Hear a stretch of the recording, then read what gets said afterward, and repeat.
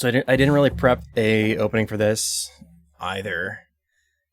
Just as I didn't last week. It's fine. I had considered doing a long, uncomfortable gag about the word mommy and its current... Sorry. Got reflex at this point. Right. Yeah, no, you're right. Kind of its current trend on the TikToks and the Twitters and the things. It's kind of double meaning specifically because of the movie we're covering today. But then I realized we have not one, but two possibilities being canceled today. And I'm not going to pass that up. Fucking damn it. Not again. So the first one is there was a spark that occurred that caused this thought to come into being, but it's gone. I don't know where it is. So it's just happening for no reason, apropos of nothing. Threw it out with all of your wire hangers. Yeah. The more actual cancelable offense. God. So, we're an indie podcast, and we listen to a lot of fellow indie podcasts. Yeah. And of all variety, like I'll listen to stuff that I never would normally listen to, like anything involving sports. You're not a sports boy. I'm not. You give it your all, though. I understand the baseballs and the footballs. I do like hockey, but I don't understand what the fuck's happening. That's all right. I just kind of like, yay! Sports. And volleyball, actually. I do enjoy watching good volleyball. Anyway, the difficulty with listening to indie podcasts and podcasting in general is that pretty much anybody can do it at this point. Yes. Anchor's made it, so this is not an ad, but Anchor's made it impossibly easy to do the podcast. You just need to have like a cellular phone device. I mean, us idiots did it. So yeah, we did it. But that means that anyone, including your racist uncle, can do it. And I'll like want to support and promote a fellow podcaster, but I'm like, how much do I have to listen to before I can make sure you're not pond scum? Sometimes it's really easy. It's like super easy. It's like, oh, their profile picture is... That's what it is. So first, yes, I absolutely agree. Second, I'm going to have a word with my racist uncle with the family reunion. Right. And then the other thought that kind of collided with the thought that's now gone is the conversation that we had with Antonio, where he did an episode, I think for Pride Month, and lost a bunch of viewers. Yeah, the episode we did for Cult-Worthy Classic just recently, where he talked. Yeah. Oh my god, like I shouldn't be surprised, as I know people do stupid shit like that. But so as a kind of on theme for the heroine and antagonist of our topic today, that cleaning demon, I want to do a little bit of cleaning of our audience. And just let them know, like, right up front what they're getting into. And that if they do feel that little bit of racist in their heart, or a lot, they can go fuck right the fuck off. There's plenty of space for them to do that. Yeah. So, if you didn't already pick up on this from any of our previous podcasts, just go ahead. We're very progressive individuals. It might have been, if they've been actually listening, it might have been the bit in the Saving Christmas episode where we went on a tirade about how racist the depictions of like the two black people in that movie are. Yeah. Or, the time that we challenged people to a fight if they got angry about Elvira coming out of the closet. Yeah. Just those are two good examples of our beliefs. So if either of those things upset you, kindly go run in traffic. Don't do that. You might upset somebody with a car. Well, I guess to add to that, I am an overeducated, joyless feminist who has too many cats. So if that bothers you, I would encourage you to go sit somewhere quietly and think hard about your life choices. And then fuck off. Okay. There we go. So that should clean out 3 of our 4 viewers. Yay. And now the second cancelable offense is so we're doing Mommie Dearest today. Yes. Which is about Joan Crawford. And what I discovered whilst researching her and the book that the movie's based on is that there are people that are very passionate about how not horrible of a person she was. There's like 2-hour-long videos about how Joan Crawford didn't beat her children and wasn't an alcoholic. It was actually, those are all lies. And we'll fight you. So come and cancel us, you See, every time you say you're going to get us canceled, I think that you're actually going to do something that will get us canceled, but I think these are just reasonable statements. I'm going to have to try harder. You're right. What did I just do? Damn it. I'll send it back for a second draft and see what I come up with. I swear, if I see one whiff of Holocaust denial, I'm throwing you right into traffic, actually. Joe, that would cause property damage. That's the worst crime our nation has. You're right. No, we can't. Somebody please think of the property. What about the cars, Joe? Welcome to DeRazzled. True Crime Edition. Bum bum. No actual crime no actual murders. True Crime Edition. A podcast within the podcast that I've made up to cover today's topic. Narcissists of Old Hollywood. Oh no, Jack. Which is kind of misleading because we're just covering the one. Oh no, just Jack. The one. God, does she hate wire hangers? No. Okay. Well, I guess we're going to do this up front. So discourse around this particular movie can get really stigmatizing towards certain mental health conditions. Okay. So I don't have a bell to ring every time somebody says something with the N-word in it, but I might give you a little ding-ding every now and then. Great. How many ding-dings should I go for? I was thinking like number of belt loops or like belt holes. I think like 5 or 6. You know, as many as your heart drives we will talk about to receive narcissism. As a person who's had to deal with narcissists their whole life, I have a very little empathy for them, but we'll get to that. We will hash that out later. Great. Can't wait. I'm excited. I'm going to try this again. Welcome to DeRazzled, True Crime Edition. No Actual Murders Edition. A podcast within a podcast that I've made up to cover today's topic, Narcissists of Old Hollywood. You gonna ding me? I'm waiting for it. That's 2 bells. Which is a little misleading because we're only covering the one, and God, does she hate wire hangers. That's right. Today we're covering Joan Crawford and her stupid fucking biopic, Mommie Dearest. I'm host Jack Culbertson. Here to suffer alongside me as always is also host Joan Ellis. Hi, everybody. All the movies on DeRazzled won Worst Picture at the Razzies the year they were released. The Razzies, for those of you who don't know, are something of reverse Oscars.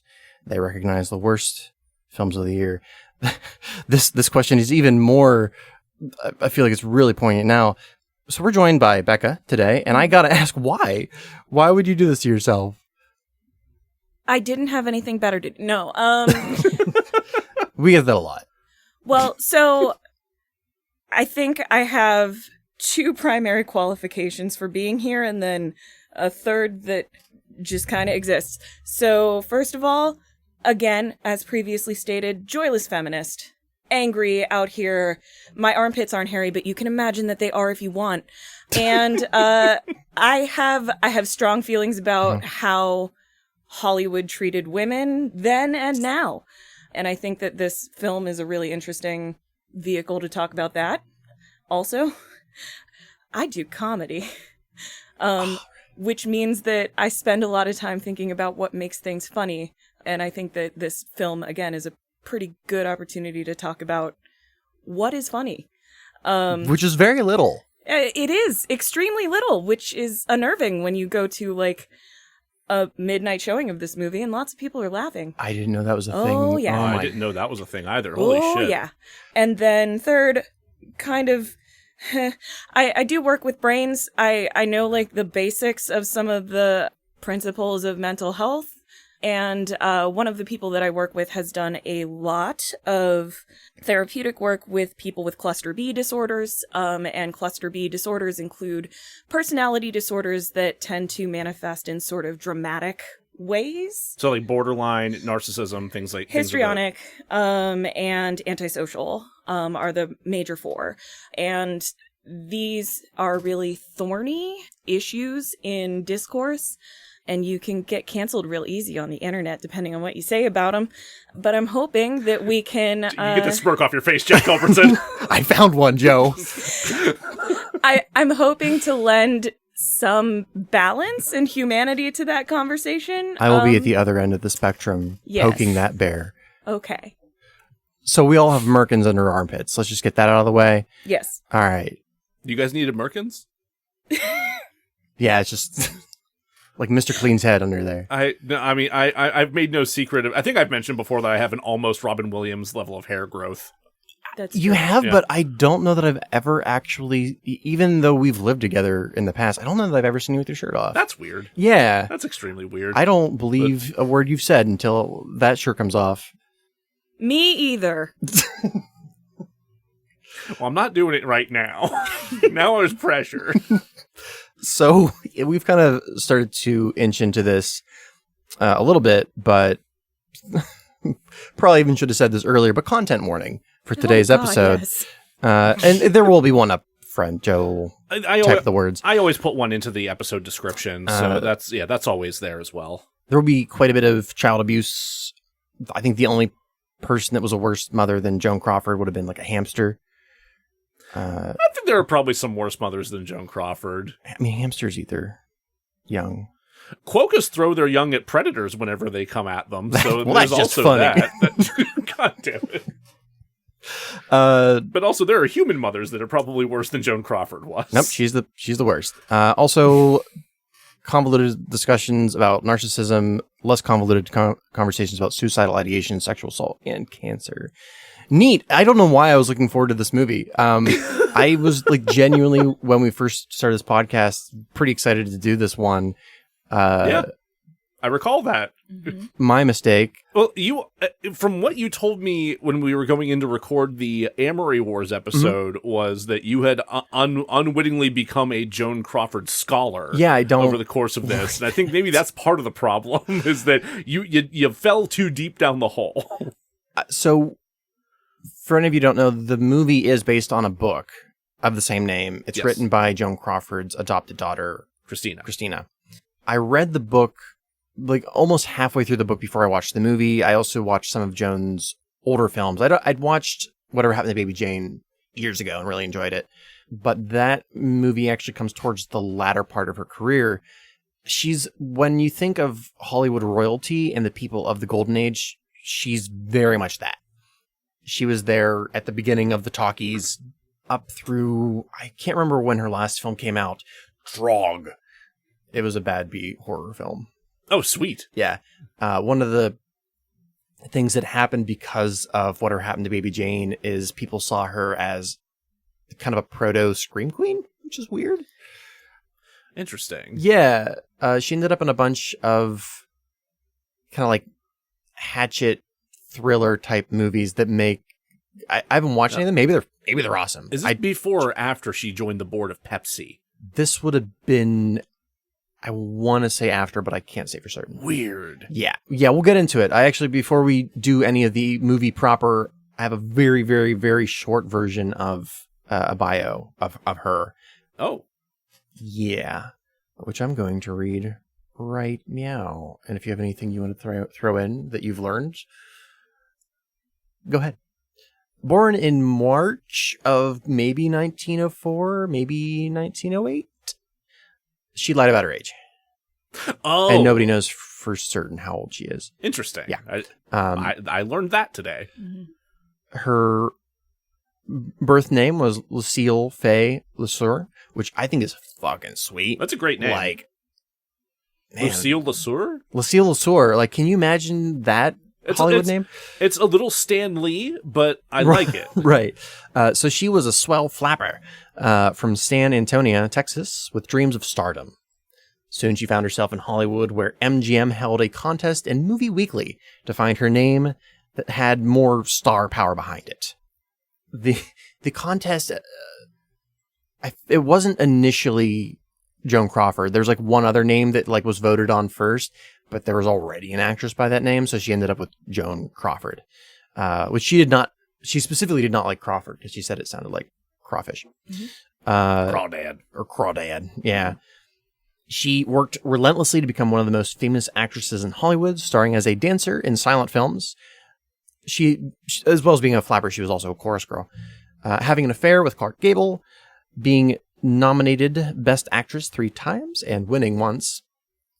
Being named Box Office Poison, and after she'd made a fuck ton of movies, helped create the Pepsi generation, which is possibly the weirdest part of this story. Some of her films include Whatever Happened to Baby Jane, Mildred Pierce, Sudden Fear, and Trog. All of this is to say that she was an incredibly important and famous person of her day. Perhaps most crucial to her success was her ability to manipulate the tabloids, which is whatever until you get children involved. So here's where I would normally do a summary of the movie, and I will. I would like to do it a little differently.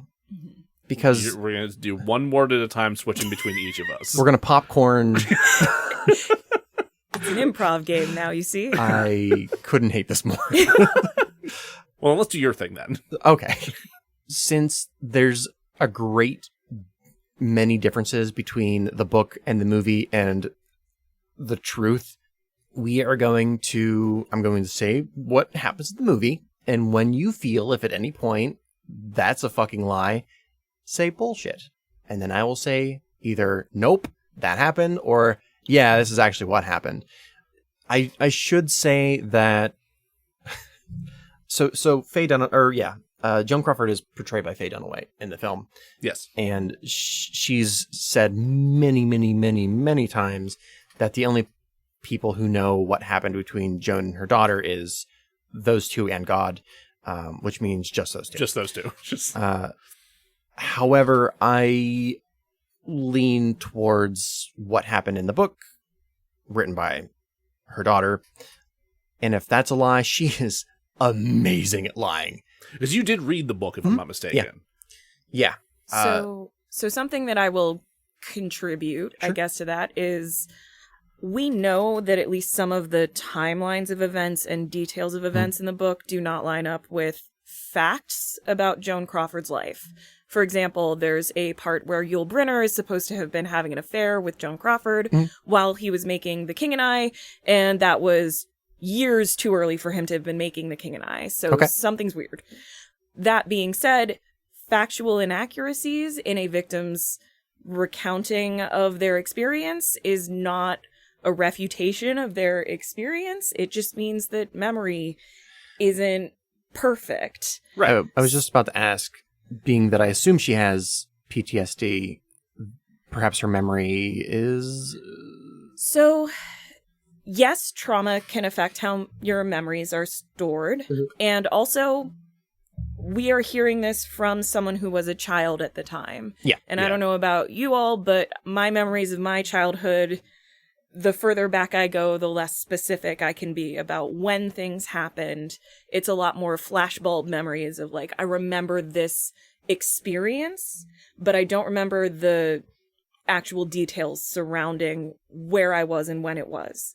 Yeah. I for one, cannot even remember why I was arguing with my Wolverine toy.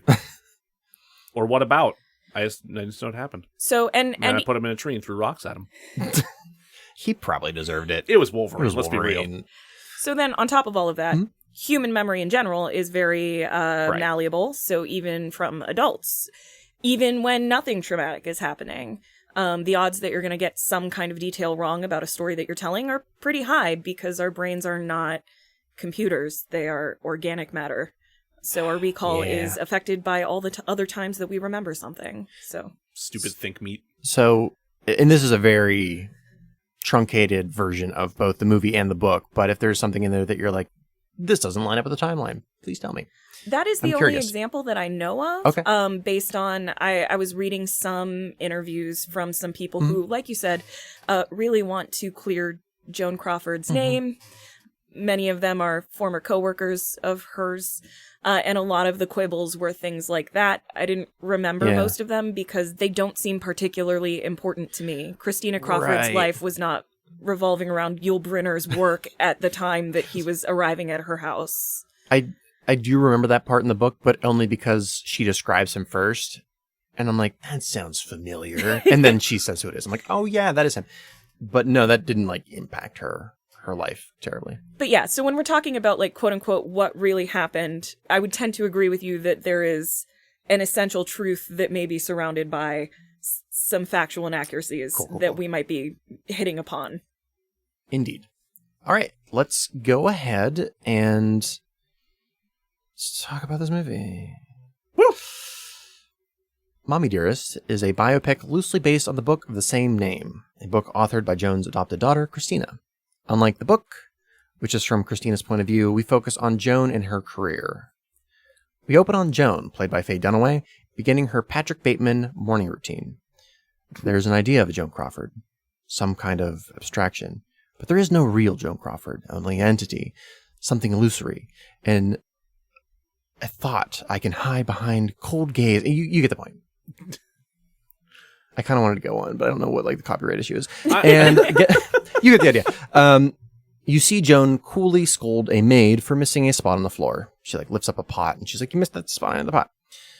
Yeah, clean under the thing so you can get the dirt that no one sees. Can I just point out, we're going to plant a seed here. Mm-hmm. She says something that I think is incredibly metaphorically resonant, which is, "I'm not mad at you, I'm mad at the dirt." Yes. She says after she yelled at the person that she's not actually mad at. Yeah, she's already yelled. She's already demonstrated that anger. I would say this is a soft bullshit. Some very soft stool, if you will. Because the scene does have her scold the maid, but in comparison to the way that the book portrays her conversing with her staff, that was nothing. She ran the agency she was using to have maids and whatever ran out. Mm-hmm. They just ran out? Yeah, they ran out. We got nothing left for you. No more cleaning people. Yeah. Sorry. I'm sure that moment didn't actually happen. It's just an example to show her clean freakiness. I imagine it was probably a little bit more strict. Sure. Later we see Joan discussing her desire for a baby with the lawyer boyfriend Greg Savitt. She's unable to have children, having had a miscarriage with her previous husband. I think Franco is how you say his name. Franco Tone. Bullshit, there were multiple. There's so much bullshit in that statement. There's just that pile of poop in Jurassic Park that Laura Dern sticks her hand into? That much bullshit. Throughout Joan's life, the word miscarriage comes up a lot. Yeah. So her first husband was Douglas Fairchild Jr., who's the child of Douglas Fairchild and Mary Pickford, who were, if you could think of a king and queen of the silent film era, it would be those two. I forget what film industry I think Artisan was their film industry, or their film company they came up with. That's not true. It was whatever it was. It was around forever, and then it collapsed recently. Interesting. But specifically, Mary Pickford really, really did not like Joan because she was a flapper. At that point, she wasn't famous. She was just she just hated her because she was a flapper. She was Joan had a reputation for being the fun girl at the bar who's a little promiscuous and dances and does all the drugs. F. Scott Fitzgerald says if you were trying to think of the epitome of a flapper, it's her. He also weirdly waxed poetic about the pain in her eyes for a little while, which is super upsetting. Right Fitzgerald did that? Yes. Yeah, that sounds like him. I don't remember that quote, but oh yeah, no, I'm sure he did. God damn it. It was such a predatory view of women because he's talking about how she's the most ideal, perfect flapper, and then he's also throwing in clearly she's had some emotional trauma. Isn't that wonderful? I don't believe it's so hot that she's seen some shit. I can't believe he would ever write something like that. I know, he was such a famous supporter of women. And alcohol. So mostly that one. It's been suggested, mostly by Christina, probably by some other people, that when Joan became pregnant with her first husband, that Mary Pickford, I'm going to say, persuaded her to have a miscarriage. Because to have a grandchild would make Mary Pickford look old and stuff. Ugh, you don't want that if you're Hollywood royalty. Anyway... We could have a running tally of every time that a woman competes with another woman in this, but oh my god, I don't have enough belt loops. I can't count that high. I majored in words, not math. Yeah, I don't know if you guys know this. This is a really problematic story. What? Yeah, I would say Saving Christmas is more problematic, but it's that one's but this is a story. But this, right? Aside from that, with her second husband, she had multiple miscarriages. That's rough. Yeah. Particularly if one was persuaded to have a miscarriage Yes, in the 20s in a way that might have caused later ones. Right. And then other people have suggested that she just didn't want to have children naturally because it would make her look old. But I'm leaning more towards she had actual miscarriages. Given that we see some evidence in this film, and I'm assuming in the book, of the fact that Joan clearly has some disordered eating tendencies, if not a full-blown disorder, wouldn't be surprised if she wasn't super keen on the idea of being visibly pregnant. Yeah. Turns out that makes her body bigger. A lot of people What? like that. That's weird that way, huh? Yeah. Moving on to the story, the movie. Having been denied by the adoption agency, she gets help from Greg to secure the baby. This is Christina. Who just does. They go real... it's like, oh, sorry, we're denying you a baby. Cut to next scene. Here's your baby. Which is, he does completely legally and without any mob involvement. And he also secures a son for her, Christopher. Bullshit, he stole both of them. Kinda. Jesus Christ. So I know the son... The son is definitely way more illegal than Christina. Way more legal? Way more illegal, yes. Yes. So I know that there was an adoption agency that was kidnapping children to send to California. Uh-huh. And that they refer to it as a baby farm, I think.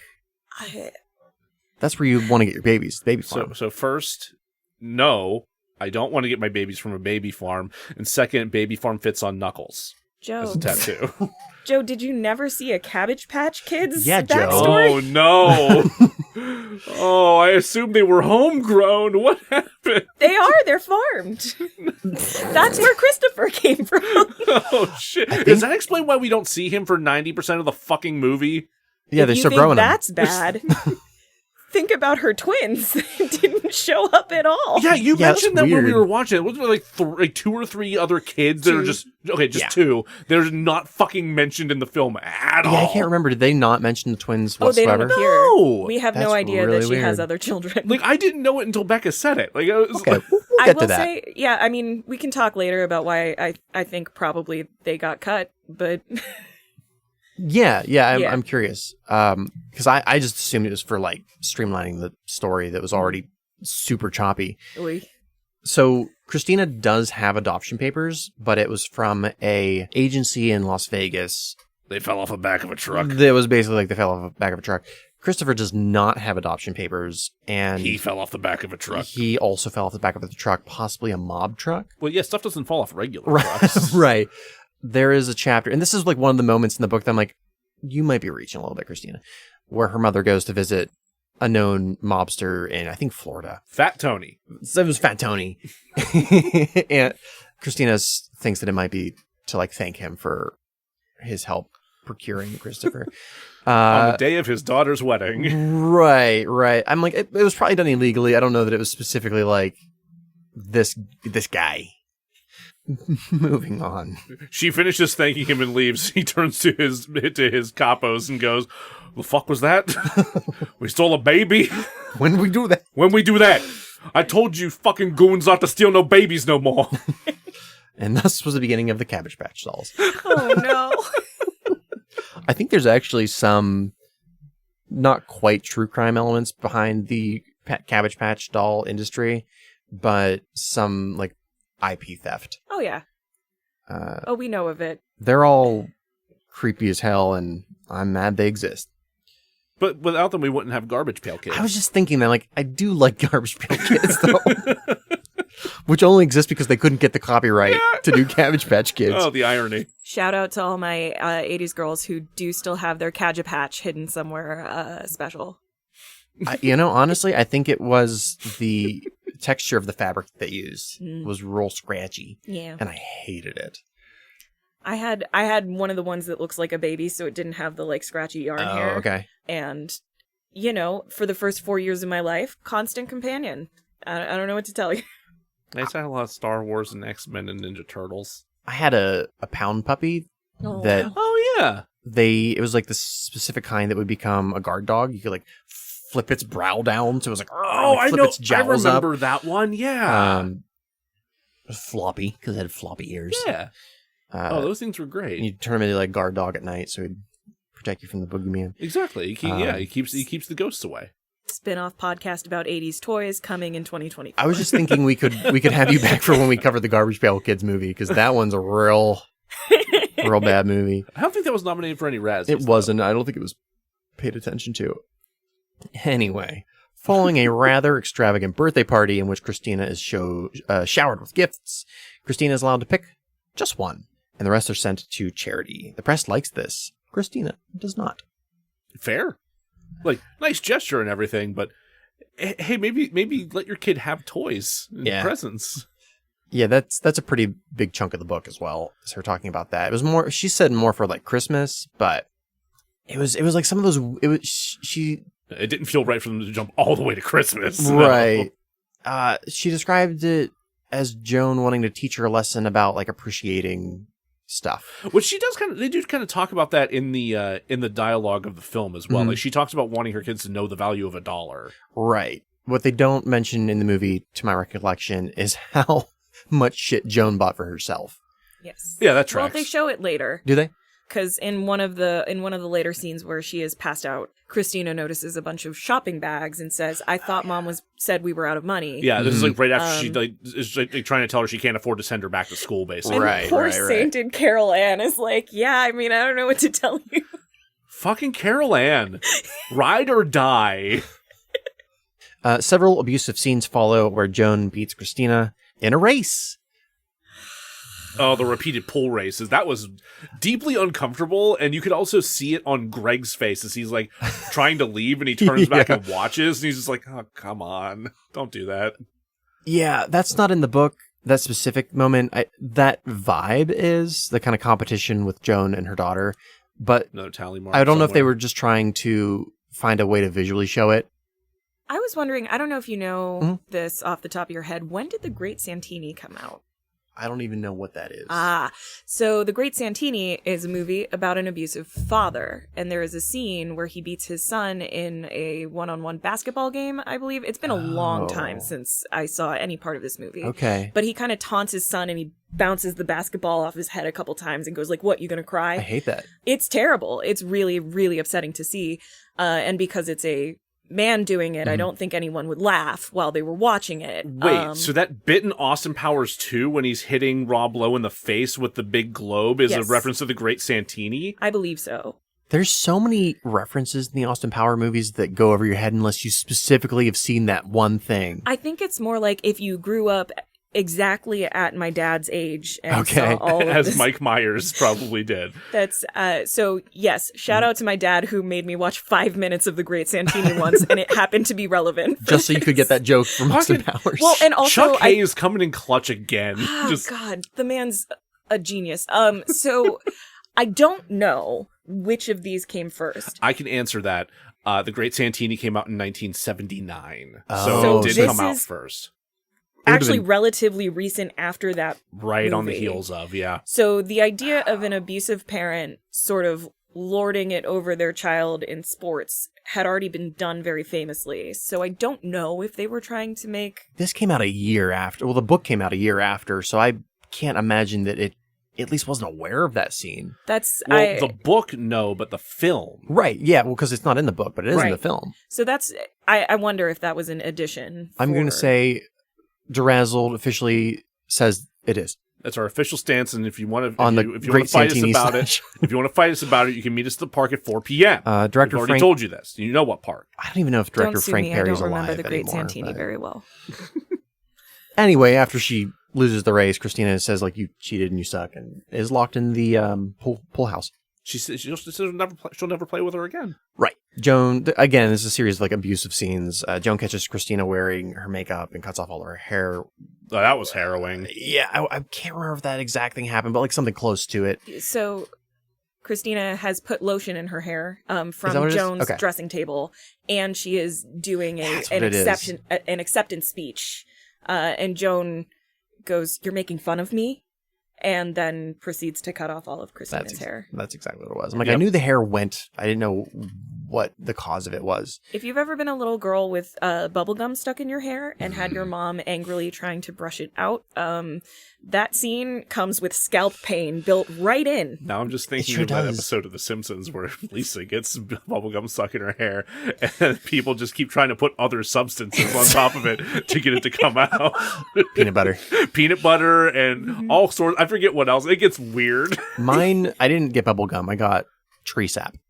Tree sap?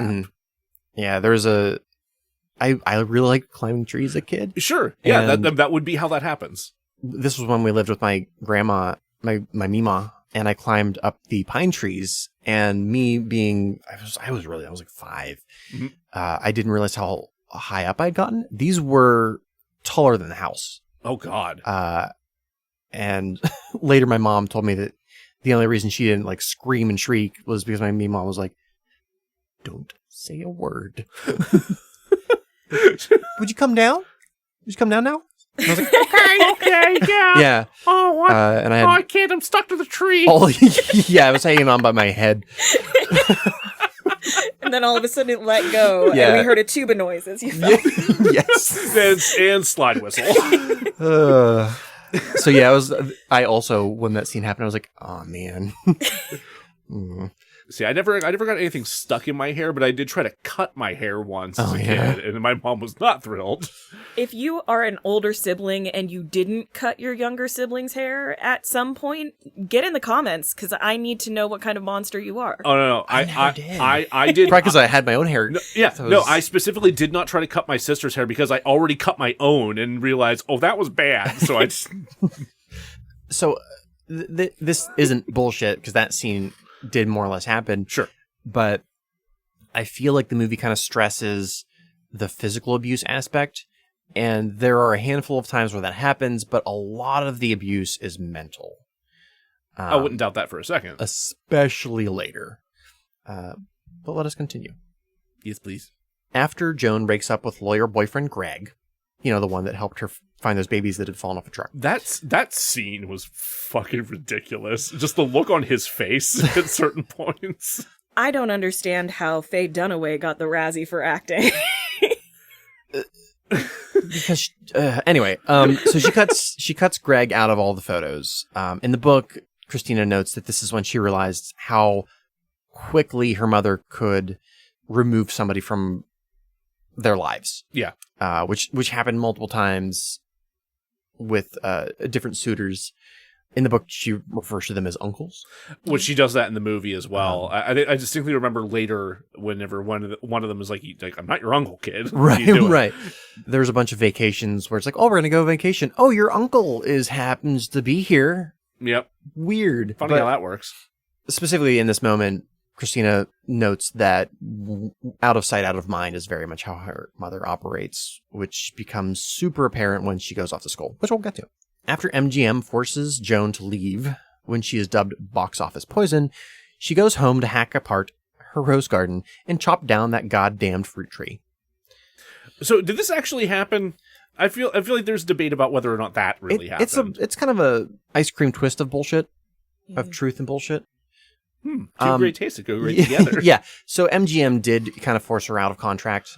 Well, sure. I know that part. Yes, I'm more referring to the her Tina, Washington. give me the axe. That, Yeah, which like the Tina give me the axe to Washington chopping down the cherry tree moment. right. Like I kind of hated how much I enjoyed Faye Dunaway's delivery of that line, but like The timing is impeccable. it's Yes. really good. So yes and no. There was no fruit trees involved, and it wasn't caused by her being upset about MGM kind of giving her the boot. It was one of, I forget what Christina refers to them in the book, but there were a number of occasions at night where Joan Crawford was, later she would realize that Joan Crawford was very drunk.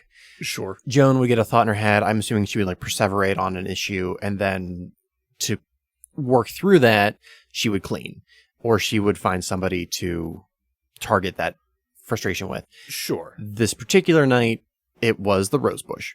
So she was out in the backyard in the middle of the night, tearing this rose bush out. And then when that wasn't going quick enough, she woke up Christina and Christopher and I think some of the other staff to just like tear this. Certainly Carol Ann. Why am I not remembering Carol Ann? How do you not remember Carol Ann? The woman is a wraith in the background of every scene in this movie. Seriously. Is she the secretary type She's character? the head of the household, for lack of a better way to describe her. When she gets the phone call that she got the role for Mildred Pierce, it's Carol Ann that she hugs and celebrates with. Whenever the kids are being brought out to assist with the rose bush removal and tree chopping, it's Carol Ann who brings them out. Okay. When Christina later in life comes and finds mom drunk and passed out in her walk-in closet, it's Carol Ann who helps her carry her out. And when they're at the funeral, it's Carol Ann who comes back at the end. So the movie kind of streamlines a bunch of characters into Carol Ann. Yeah.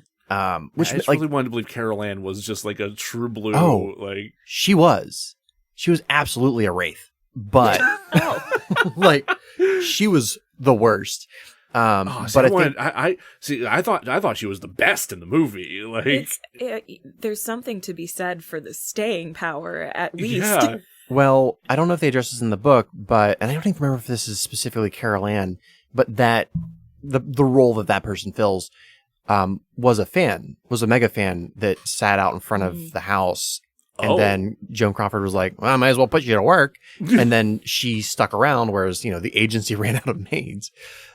And that person kind of took on kind of a secretarial role. I turned my parasocial relationship into a career. Yeah, it's fucking weird. Isn't that disturbing? It's very. That's upsetting. There were two. Deeply. She was the one that lasted. Oh my God. They both lasted a while. She just happened to last longer.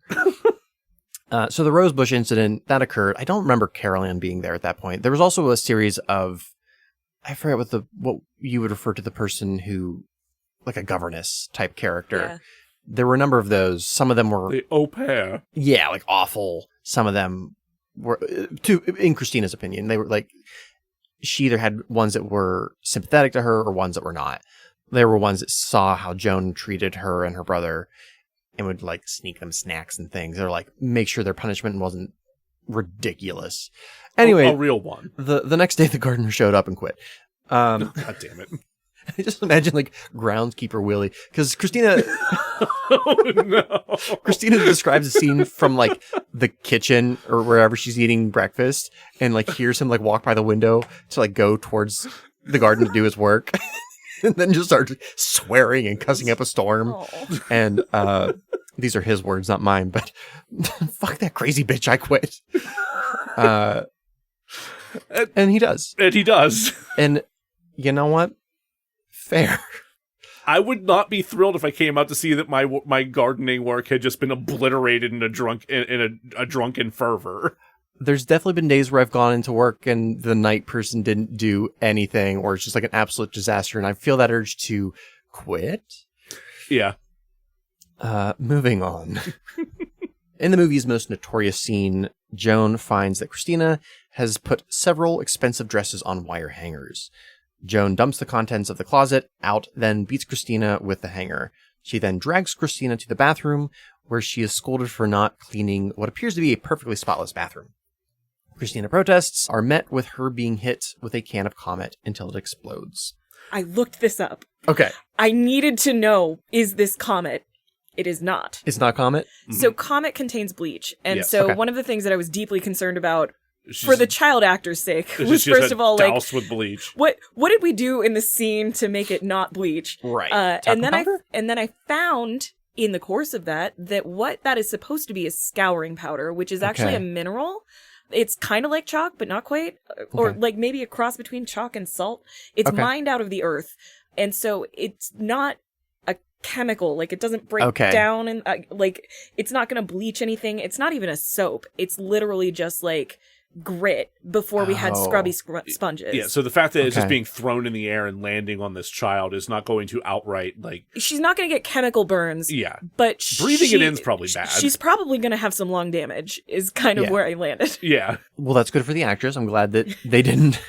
I mean, I'm assuming it was cornstarch or something that was actually on the set. I could not find information on that.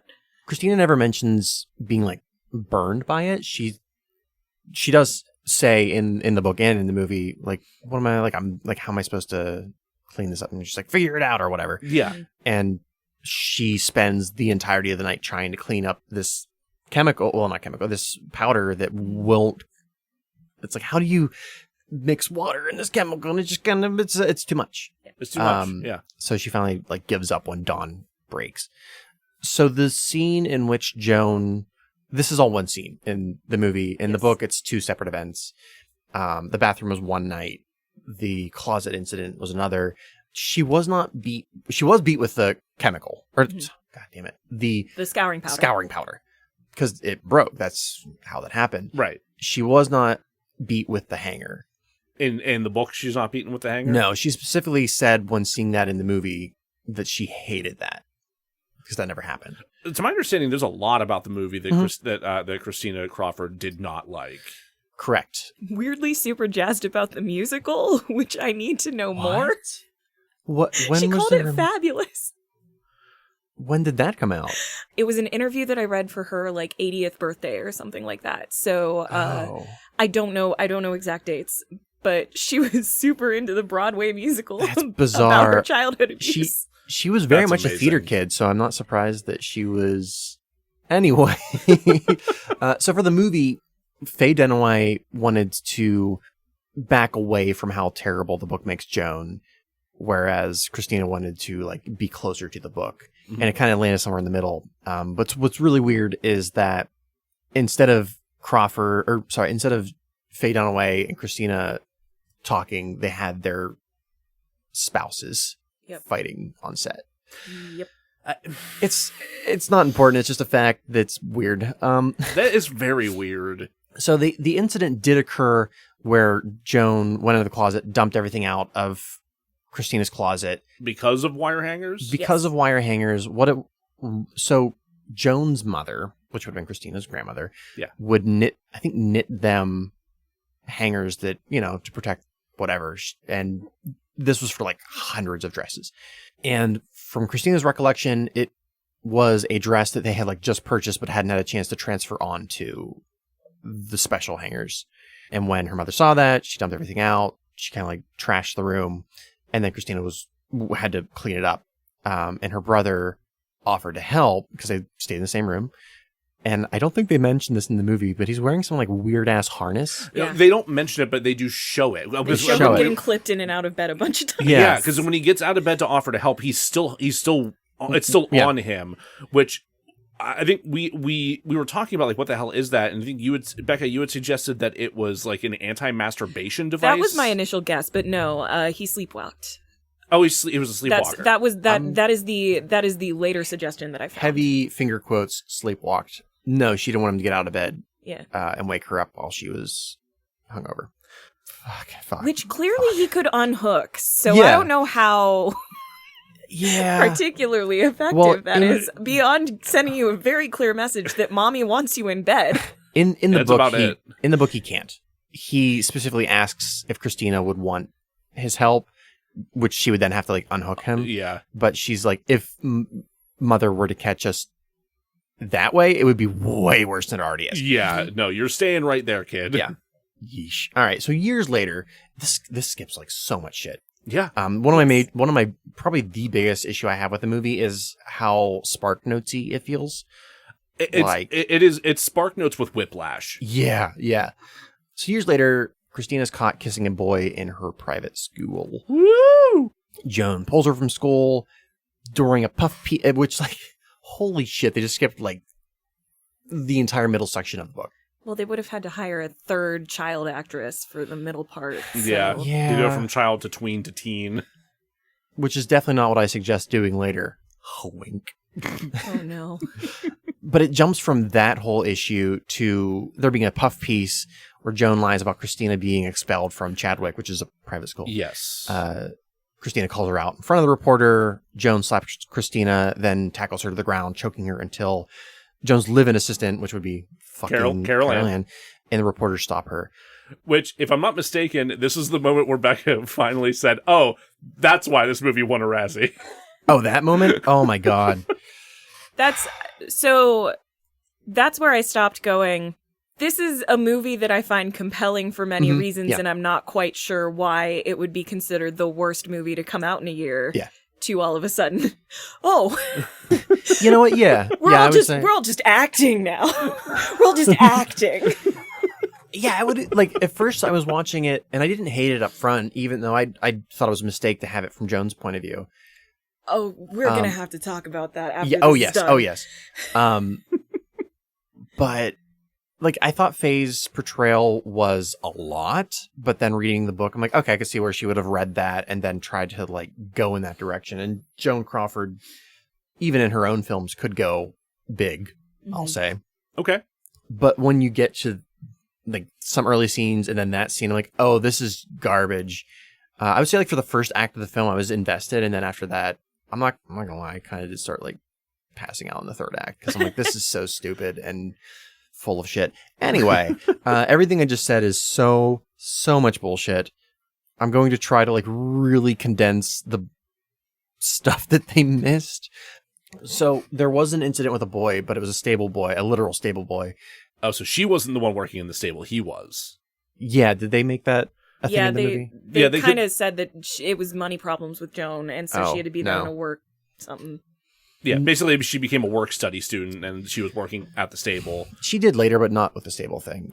There was, and I think she was like really young, like maybe 11 young, between 11 and 13. And he was like 16, 17. Oh. Yeah. Ugh. Yeah. This is all very uncomfortable. I'll kind of skim over it. I don't like that. Like the girls, they were all like, kind of like, oh, there's the stable boy. We'll like make out with you if you want. Like he kisses girls. You just have to like go ask him. Yeah. And she did.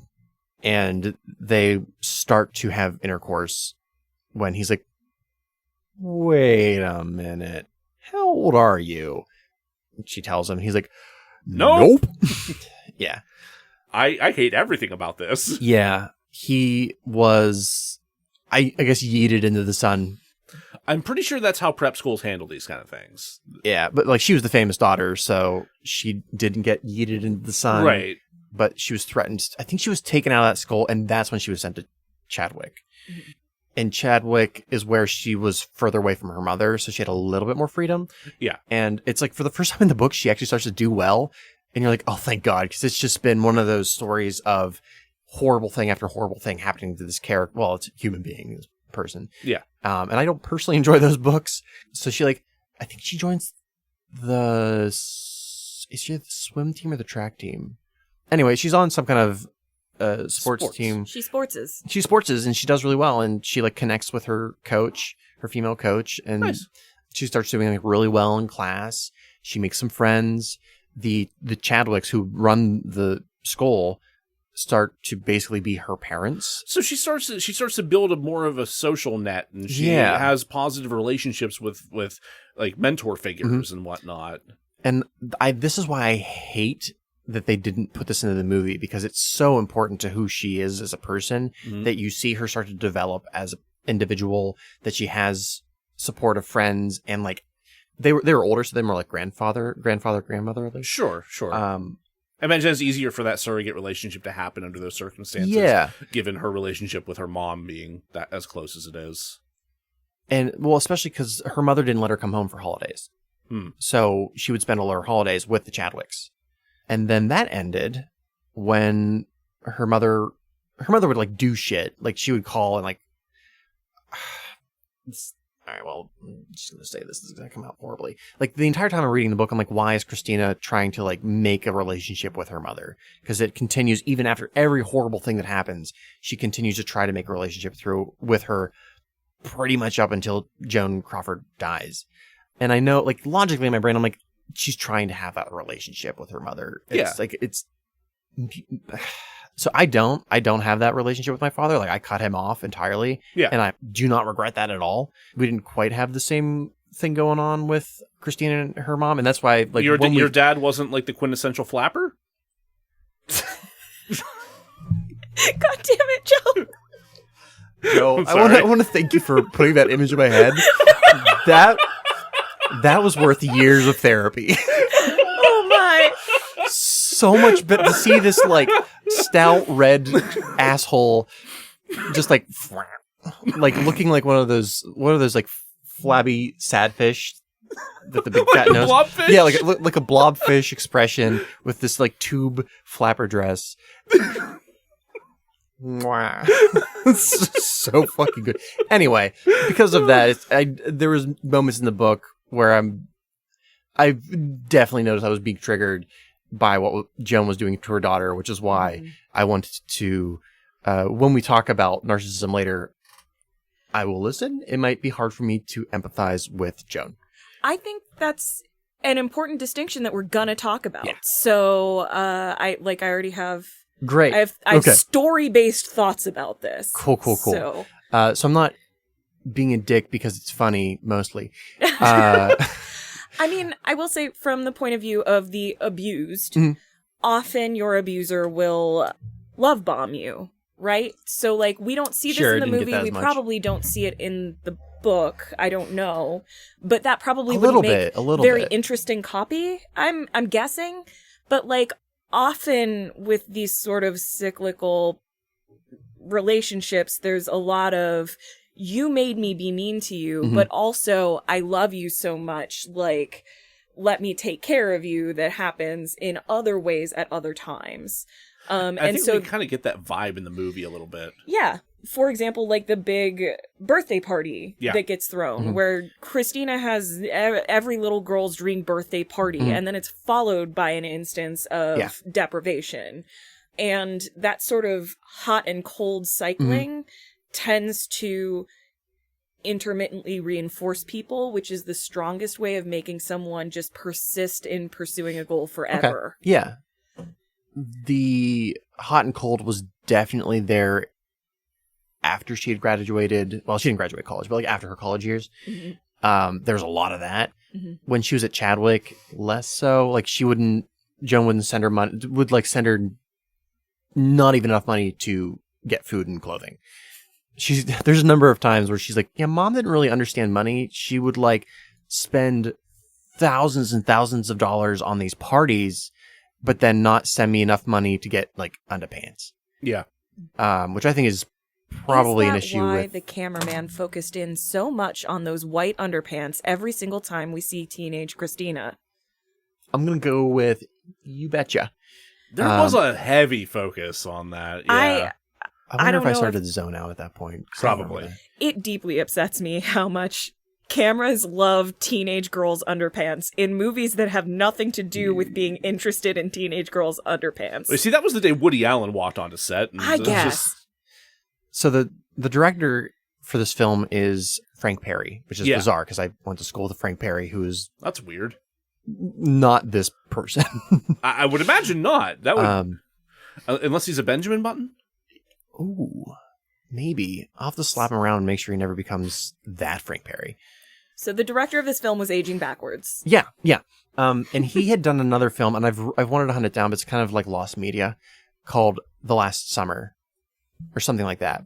I think I remember you mentioning this. It's about a bunch of teens who have like a summer they like become friends over the summer. Have you heard of this film? I read the most in-depth summary of this because one of the women in it grows up to be Cora in Once Upon a Time, the Disney soap opera. Oh, God. Really? This is a weird series of connections. So I was like on Wikipedia falling down a rabbit hole like you do about this terrible show. And I read a deep summary of this. Teens are inherently rapists movie. It's a very problematic... It's on like the list of like disturbing films type dealy-do. Sure. So I guess what I'm saying is he has a history of sexualizing teens. He doesn't have a very bright view of gender relations. No. Nope. Just a very detailed view of underpants. Extremely. Yep. So Christina's time with Chadwick ends when Joan asks her for her Christmas list for like to send out Christmas cards.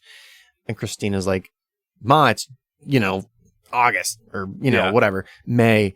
And that starts a fight that builds and builds and builds and builds and builds until Christina is pulled from Chadwick and sent to the nunnery. Like It's not, but it is. I remember that scene where she's like, she's being like told what to expect by like the Mother Superior or whatever, and just like every moment it was like, oh, I don't leave this place, I don't get visitors to this place, Mom can't come here, there's no telephones or calls or letters, I'm completely cut off from her. That entire family and friends network. Well.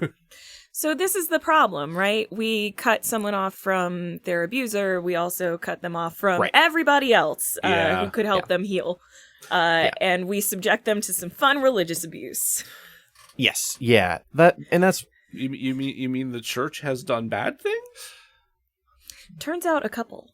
We'll get more into that right now. Yes. So in the movie, Joan sends Christina to Flintridge Sacred Heart Academy, which... as you just said, she's not allowed any contact with the outside world. Yes. What they don't mention, it's less bullshit, more omission. Christina nearly dies. Oh, that's a hell of an omission. Yeah. So we need to. So the other thing they fucked up about Christina being choked.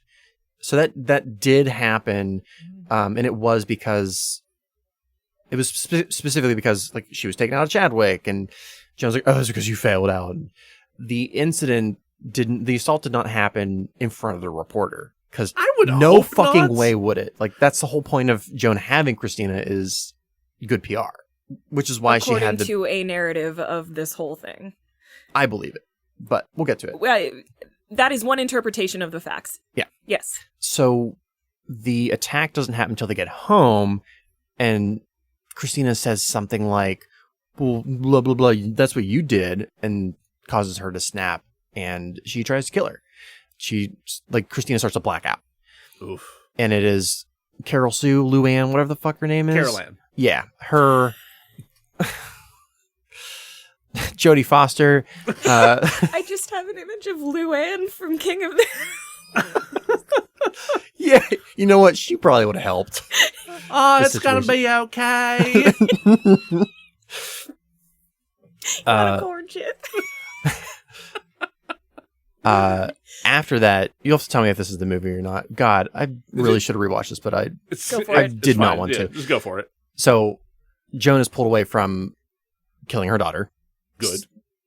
Christina goes up to her room to not be near her mother, and she's woken in the middle of the night by... I don't know what it would be called, but essentially the people that decide whether or not you go to juvenile detention. Mm-hmm. Is that in the movie? No. So the person, the agent or whatever, sends Joan from the room, and Christina's like, that's like the first time I remember Mom being sent from the room by anybody, so that he can hear her side of the story. Sure. And he's like, well, two things. One, you very physically, obviously, were the person that was attacked because I'm sure handprints and all the things. All those effects. And I believe what you're saying. Two, it's 1950, whatever. It doesn't matter. If your mother calls us again, I have to take you. So don't make her mad. And that made me want to vomit. Well, so it was like that happened. And then she was sent to Flintridge. Yeah. So it was like her mother almost killed her. She can't upset her mother again, or she's sent off to whatever that means. She's taken away from her friends and it's like made family. And what she does is she stops eating entirely. And thus she almost dies at the convent. And she's not allowed to come home over Christmas. So it's just her and the nuns like pray over her for several days trying to. Is that not medically prudent? Yeah, I mean, it worked. It didn't work. She finally like made herself get up and eat. This is why every garden I've tried to grow fails. Yeah, so that whole chunk there is not really in the movie, and I wonder why. Yeah. Especially with Faye wanting to not have Joan look like an absolute fucking monster. Anyway, she graduates Flintridge and goes to CMU. Yes. Wait, CMU? Really? Yes. Yeah. Yes. Hey. Only for, I think, a year-ish. Yeah. But, yeah, she went to CMU for theater. Neat. She bitches about how cold it is in Pittsburgh. And you know what? Yes. Right. You're right. It does. It gets a bit nippy. Especially growing up in California your whole life, I bet you probably wouldn't like it in Pittsburgh in the winter. I don't, and I've lived here my whole fucking life. So in that time, and because this movie is about Joan and not her child, Joan marries Alfred Steele, CEO of Pepsi Cola. She moves to New York City. She sure does, Pally. And helps create the Pepsi generation, because now that they had a movie star to put in all their commercials, and because boomers wanted to not be their parents who drank Coca-Cola, they create the Pepsi generation. You got that right, Pally. I don't want to talk about this anymore. Will do, Pally. Great. So it's not an interesting part of the movie. It's not an interesting... not. Also, Pally?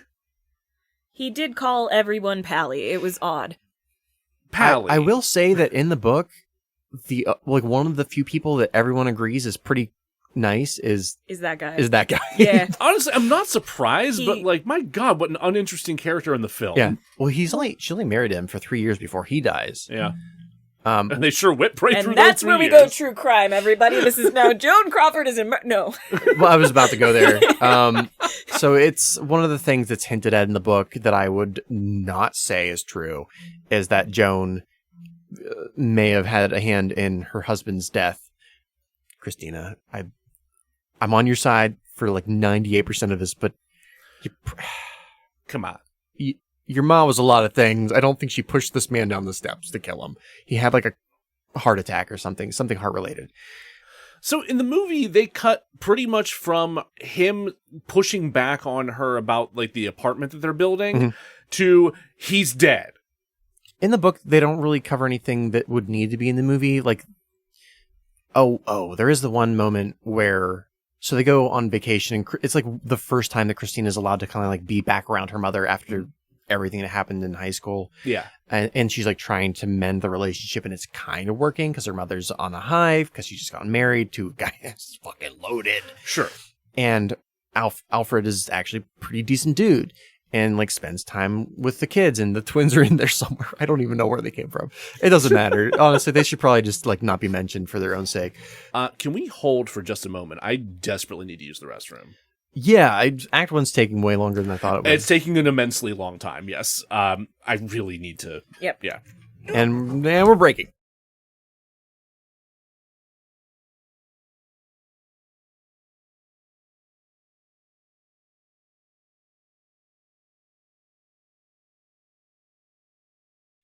Welcome back. Last we spoke, many years ago, I've missed you both so much. Joan had married Alfred Steele, who everyone kind of was like... Did you say I had married Alfred Steele? Joan had married... Oh, I heard Joe. Sorry. I was going to say, if you're married, we have some stuff to talk about at home. Yeah, I agree. But if you were married to Alfred Steele, you could pay off your loans. Also, he's dead now, so I guess that doesn't really cause a problem for us. True, but why do I still have loans? Anyway, so there's an incident where Alfred and Christina were like hanging out in the pool, and Joan wasn't there with them, and then saw that they were like being civil with one another and freaked the fuck out. And Christina was never allowed to be alone with Alfred again. She's like, I did that movie. I was in it. I saw it happen. Yeah, so two of the movies that I watched in preparation for this was Mildred Pierce and Whatever Happened to Baby Jane, and the parallels between what happened in those movies and Joan's actual life are creepily there. Like in Mildred Pierce, spoilers for Mildred Pierce came out in the 40s. Her daughter has an affair with her husband. I was trying to think of it was a third or fourth husband. Yeah. Yeesh. And that was a concern that apparently Joan had with her daughter and husband, Alfred Steele, which was not going to happen from what I understood. It was not even on the table. Obviously, ascribing motivations to someone who is currently dead and whom I never knew is weird. But given how concerned Joan was with tabloid coverage and how hungry tabloids were to cover her, Okay. I can also see, and especially how concerned Joan was with appearances, I can see how having done a movie about how her stepdaughter seduced her husband. Yeah. Even the appearance of having having her daughter and her husband be friendly would be very alarming to Joan, even if she didn't think anything would come of it. Yeah, I suppose I could see that. I could see that. It's difficult to... None of us can read her mind. Either way, it's a shitty thing to do. Let's go even darker with it. Oh, no. So there's a moment early in the book where Joan is trying to confide in Christina, who's like 8, about some of the stuff that had happened to Joan when she was a child. And Christina's like way too young for it. It goes over her head. And she just knows that like Joan was disappointed that she couldn't have this moment with her daughter. Well, she could have waited a little bit. Yeah, I'm like, give it a couple of years. Like, you can still have a relationship. That's neither here nor there. But it's very probable that Joan was sexually assaulted by her father growing up, and I think maybe her uncle. She had a very rough relationship with the men in her family and distanced herself from her entire family eventually, including her mother that Christina had grown up. There was one of the people that Joan cut out. Yeah. So there's a lot of baggage there that I could see motivating her, but also Christina really needed a father figure. Anyway, the movie then shows Joan yelling at a bunch of Pepsi executives, which in all likelihood did not happen. Oh, it was a great scene, so though. good to watch. And I hate talking well of like a major corporation, but after Alfred died, the execs were all like super nice to Christina. Like they even went to her shows. Oh, really? Yeah, like Joan didn't go, but the executives did. I just imagine just the Pepsi execs, right? just These like out 3 or 4 copy and paste exact suits, just be like all clapping in unison. So that's fucking weird. It is, but it's also like kind of touching. Yeah. I'm gonna try and not ascribe any creepy intentions there. I don't think there were, because she definitely mentions anytime there was. I want to. Fair, yeah. If she's straightforward about that, then yeah. Like I want to believe there wasn't any creepiness or like ulterior motives there. I sure hope there weren't. Yeah. Here's what it was, and this is fact. They just really loved theater. There we go. They all went to the opening of the Broadway show Mommie Dearest. Yeah. And loved it. They bought souvenir t-shirts that they wore underneath their suits. Yes, absolutely. Anyway, she dies. Segues are weird. Not before taking over her daughter's soap opera. You're right. That is important. We have to talk about that. Yeah, that was... We're almost to the part where she dies. So, Christina gets really sick. She has, I want to say ovarian... She has like a tumor on one of her ovaries. Mm-hmm. Like an ovarian cyst. It's a cyst that ruptures, from what I read in Wikipedia, which could be wrong. But which I know people who have had that happen, and it fucking sucks. Yeah, we don't need to go into like the long road that it took for her to like nearly die. But at the time, Christina was doing pretty well. She was on a soap opera. Yes, and as soap operas do, she really couldn't miss too many episodes without being written out. Because her character was pretty important. From my understanding, yes. However, I'm going to guess showrunner and her were cool. And was like, do what you need to do to not die because you almost died. Don't do that. Yeah, and the way the movie frames it is that it's Joan who asks, I think they frame her as a producer, who asks how much time does she have to get better? Is her job at risk? And it was going to be a bit. Like, it was going to be more than like 4 or 5 episodes. So the movie portrays Joan as sort of putting herself in between this producer and Christina and planting this idea. Yeah. Which is not terribly different from what happened, but the motives could have been... So let me talk about it. This was one of the moments where like Christina and Joan had actually formed somewhat of a relationship at that point. They'd had a really rocky time when Christina had first gone to Hollywood and was trying to get her start. Joan blocked her a number of times, but eventually they started to have a relationship. Joan's career was pretty much done at that point. So Joan did speak with one of the producers about taking over Christina's role until she got better, which Christina was very upset about. The showrunner, who was her friend, was very upset about it, but it was kind of like, this is my boss's boss. I can't do anything about it. So Joan did go on and was noticeably intoxicated. I was going to ask, was she as hammered as she appeared to be in the film? She was more hammered from what I understand, because I think she did 2 episodes and they're like, well, actually, we're good. Actually, we'll wait for Christina. Yeah. Which Christina did eventually go back on the show, but at that point, like, she describes it as her believability in the character was ruptured. And the audience kind of didn't like trust that character anymore. That sucks. So she slowly was written out, and then a different company bought the show, and they were just like, nah. And then she fucking dies. So Joan dies of cancer in 1977, which is very sad, except for it's Joan Crawford, and I don't have a lot of empathy for her. Christina and Christopher learn that she has disinherited them from her $2 million estate. Her will citing, quote, reasons which are well known to them, end quote. It's literally, they know what they did. Yeah. Christopher says their mother has the last word as usual. Christina says, does she? The end. And they end on the creepiest fade out in cinematic history. They left out so much. Did you actually sit and watch the credits for any meaningful amount of time, Jack? Her face is still faintly visible underneath the blackout. Like you can still see like the shine of her eye, the shine of one of her tear and on her lip for so long. Like it never fully goes away. I gotta ask, because that line of dialogue, does she, is not in the book. What the fuck was that supposed to mean? Oh, she's foreshadowing, like, I'm gonna go write a book, and then I'll have the last word. Yeah. However, that's so fucking stupid. So I don't know if the book touches on this at all, but I did read from some biographers that Christina was working on this book before her mother died.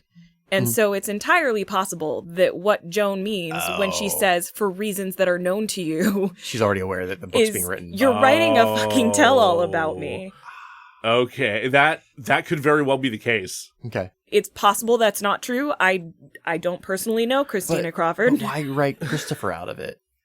I mean, they had a really bad relationship. But I am assuming that in the way that many paranoid and abusive people see the world, Christina and Christopher are in it together. I see. Yeah. And I assume she just forgot about the twins and they weren't even the one to begin with. So the twins have vocally come out and said they don't agree with Christina's account of things. The twins are very vocally, I guess supportive of their mother is the only way I can put it. Like they claim that things were not the way that Christina remembers them. Which, if you're not the scapegoat child, can be your experience in a household, even if things aren't very good for other children in your household.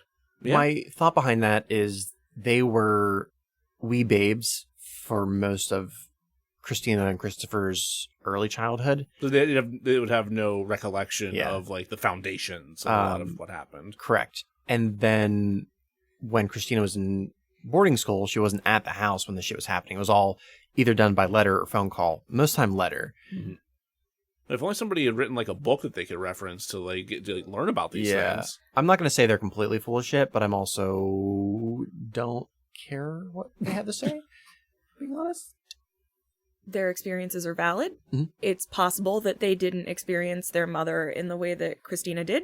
Yeah. It is concerning to see people vocally dismiss the experiences of someone who is claiming to have been abused. Yeah.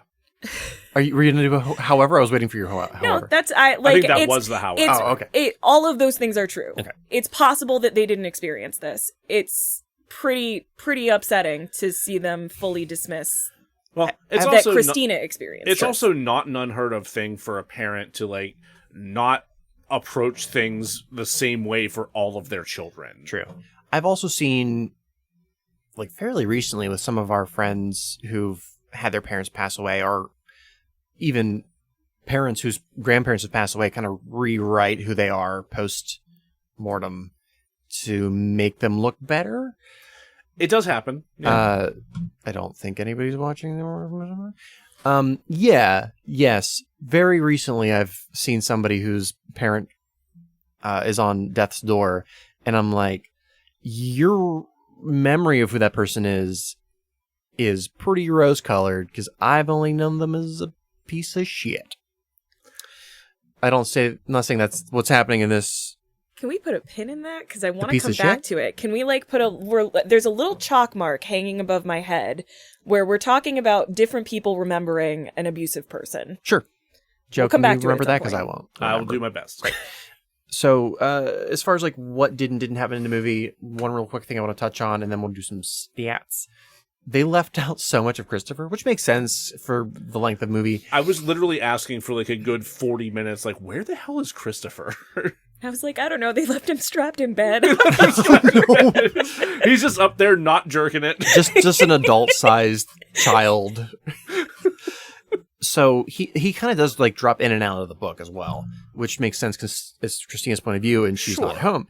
So Chris's response to the abuse was different than her own. He became, for lack of a better word, a ruffian. A hooligan? A hooligan. You know what? Not for lack of a better word. The best word. And he eventually, through a series of court battles, I think the word is emancipated from her mother. Emancipated is the word, yeah. And Christina had a heavy hand in that, and that was where Joan and her relationship had ended for a long time. So that might also be the you know why. That might at least be Christopher's you know why. Yeah. But yeah. And I want to say Christopher didn't do very well after the whole thing. I think he ended up falling into alcoholism himself. Man therapy, as they called it back then. Right, a man's therapy. I can't respond to that. We're on the internet. I'm not allowed to have any opinions about that. We're also two men who are in legitimate therapy. Yeah, we're both in legitimate therapy. Having tried both man's therapy and legal therapy, can say the actual therapy worked way better. Much better, yeah. Just not as fun to say. My experience with man's therapy did involve a lot of vomiting and smeared makeup. So I do think, there was some kind of like hormonal mismatch. The boobs got in the... I'm not sure, but... Oh, I also had smeared makeup. Don't worry about it. Oh, Lordy. Hey, let's talk about some stats because this movie sure did win a bunch of them. So this did happen while the Stinkers were around. The Stinkers Bad Movie Awards. It won Worst Picture. Hashtag Bring Back the Stinkers. Hashtag Bring Back the Stinkers. Hashtag DeRazzled sponsored Stinkers. I don't. I want to run the Stinkers. I want to run the Stinkers so bad. So won Worst Picture, as well as Worst Actress, Worst Screenplay, which I'm going to read the names because they deserve to be held responsible. Yes. Robert Getchell, Tracy Hotchin, Frank Perry, and Frank Yablans. Yablans? Yeah. Based off of the memoir by Christine Crawford. It was nominated for Worst Director and Worst Supporting Actress, but did not win. So if I'm not mistaken, did they nominate the little girl who played young Christina? I thought it was the older one. The actress is Diana Scarwood. Okay, I would hope they wouldn't nominate the child actress. Well, because I think the Razzies did. God damn it, Razzies. Of course they did. Of course they fucking did, yeah. Which I think is completely...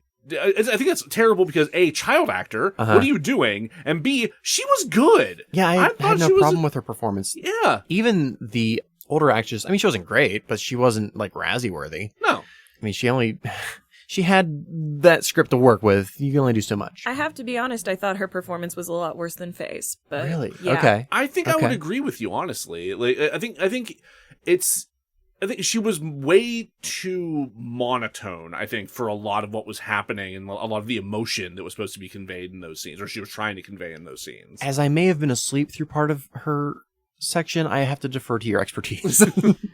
I don't know how to put this in a way that doesn't sound like I'm being mean. You can whisper it to me and then I'll say it. So, Faye Dunaway played a horrendous character without fear. Yes. She approached every scene where she was going to be doing something fully fucking unhinged with all of her being. There are a couple of times where you see a little bit of separation between her and the material, but most of this movie she is embodying it. I feel like with Christina, there were several times where I saw the actress trying to deliver lines rather than a daughter responding to a mother. Yes. Sure. I think agree. the reason her performance didn't clang for me, the parts that I didn't sleep through, was because her performance was kind of like what I would expect from that era. Yeah. And that's not to say it was good. That's just to say that it didn't bother me so much that I was like, you deserve a Razzie. Maybe acting as a practice has It's evolved a changed. little bit, Evolved yeah. a little bit since then. You mean an additional 40 years of cameras getting closer and closer to faces might have changed things? We're gonna shoot it all in wide, like it's a play. We'll get into this when we fix it. Diana. Fuck me. This is a reference to Diana the musical, the winner of last year's Razzie Award, which shouldn't have been nominated because it's not even a fucking movie. I loved it. I want to hijack this podcast and talk about the costumes forever. Never do that. I will say, this is a real quick aside. I was thrilled that we got to bring that up for a moment in our guest spot with the Moose Lounge the other day, and just like getting to say like, well, unless you guys are really into train wreck musicals, I would say you probably don't need to watch it. And just watching Jeff just go, no, just shake his head no while smoking a cigar, just like no. That ain't me. He's like, nope, it sure ain't, bud. While sipping some man's therapy. Thanks for having us on again, guys. That was fun. It was delightful. I also have thoughts on Faye's performance, which we'll get to later. Yeah. So let's cover the Rotten Tomatoes score. Do we want to talk about what Razzies We will. Okay. Yeah. You just really wanted to talk about the stinkers. Yeah, I just want to get those out. I like them because I want to run them. Yes. What do you think the general Rotten Tomatoes score is for this, if you don't already know? I don't trust the populace, so... Never should. Honestly? 20%? General is actually 49. So America, you've come through for me. Remember, this is the critic score. Yes. Yeah. And this is over time. Yes. When this has become a little bit more of a cult film for whatever fucking reason, which we'll also get to. People think it's funny. It's not funny. I It's agree. not This funny. was a very upsetting film. Yeah, I don't know why anyone finds this fucking funny. Good lord. We'll talk about it. We'll talk about it. The audience award. Or audience score, sorry. I don't want to guess. I don't know what it is, so I'm gonna say 65. 72. Fuck. This God, is I was, I debated for a second there whether or not to say 69, and I would have been closer. Yeah. Always go with your gut. Nice. IMDb out of 10. I'm willing to bet this is closer to a 6. Is that what you're saying? That's what I'm saying. 6.6. All right. I would personally give it a flat 5. I think that's more reasonable. I think people have kind of accepted this as like, oh, that's one of those like old movies that we accept as being like a fun old movie, even though we're not thinking about it critically in any way whatsoever. It's the sick motherfuckers who watch it as like it's Rocky Horror. That blows my fucking mind. How is this in a class of movies with Rocky Horror and The Room? No. So you have to remember that Joan Crawford was a gay icon. Yes. I did not know that. She was actually as outwardly supportive of gay people as a actress in the 30s and 40s could possibly be and still have a career. Oh, Joan. Okay, yes. Yeah. Yes. I misheard you. I thought you said Faye. No. Joan, yes, very much was a gay and icon. so you have a movie where someone is turning in what could be interpreted as a very camp performance Sure. with some very draggy makeup, screaming about the maintenance of garments. How did I not put this together? I still don't like it. I was too just taken aback by the sheer horror of what was happening. Like, let's laugh at child abuse? Yeah. And I think we can talk about later why I think different audiences probably experience this movie very differently. Yeah, I agree. Let's move on to the Razzie Awards. In 1982, at the second annual Golden Raspberry Awards, Mommie Dearest was nominated for 9 Golden Raspberries. It won 5. It won Worst Picture, obviously. It tied for Worst Actress. Faye Dunaway with Bo Derek for Tarzan, the Ape Man, as Jane Parker. It was a movie I didn't even know existed until just now. I think I knew that existed. I just didn't know anything about it. That Bo Derek plays Jane, I had no idea. It seems like a thing Bo Derek would do. It won Worst Supporting Actor, Steve Forrest, for his role as Greg Savitt. Which yeah. It won Worst Supporting Actress for Diana Scarwood, who was the adult Christina. Yes. It won for Worst Screenplay, which we've already called those people out. Yes. You did. And you've been written out of my will. Yeah, that's the one that I think we could all agree is richly deserved. Yeah. Worst Picture of the Decade in '89. I don't know if that... Oh, nice. Oh, yeah, it does win some further awards at later Razzies as they start getting into, like, of the decade, of the century, things of that nature. I do remember seeing some of that stuff. And they did nominate. Mara Hobel, the kid. So gross. They nominated her for Worst Supporting Actress and Worst New Star. Which, ew, guys, the child, for fuck's sake! This is what happens when you let the public react to a bad thing. Yeah, who let us do? Wait, that wasn't us. Hold on. So, what I'm just learning is that the Razzies have always been kind of gross, like from the get-go, basically. So let's go to break. Hey, welcome back. You're still here. We're still here. Let's talk about Faye Dunaway. Let's talk about Faye Dunaway. So let's talk about what worked for Mommie Dearest with the cast. Like I said, I think Faye Dunaway's performance is fearless in a way that many actors wouldn't have been able to achieve. And I think that is a direct line to why she regrets doing this movie. I was just going to bring up that this is the only performance that she regrets giving. She's said that she wishes the director had reined her in. Okay. And I think that would have been the wrong choice for the story that they were ostensibly trying to tell. We'll get to story problems later. Yeah. But frankly, I think Faye Dunaway's performance is not the problem with this movie. I would agree with that. I also agree. I think if she had a script and a director that worked around her performance, or just worked in general, then this would have been a performance that people remember for her in a good way. I guess they do remember it for her, but I liked her performance, and everyone else was fine. I would say the majority of the rest of the cast were fine. Yeah. I would say Mara Hobel, the young Christina. The young Christina. She was good. Was notably good for a child actor, especially in that time. Yes. I absolutely agree with that. Before we started growing child actors in a Cabbage Patch. Yes. Pretty good. Yes. Story. Is that where we got the Stranger Things kids from? Yeah, some pumpkin patch, but yeah. Oh, interesting. No, that's actually appropriate.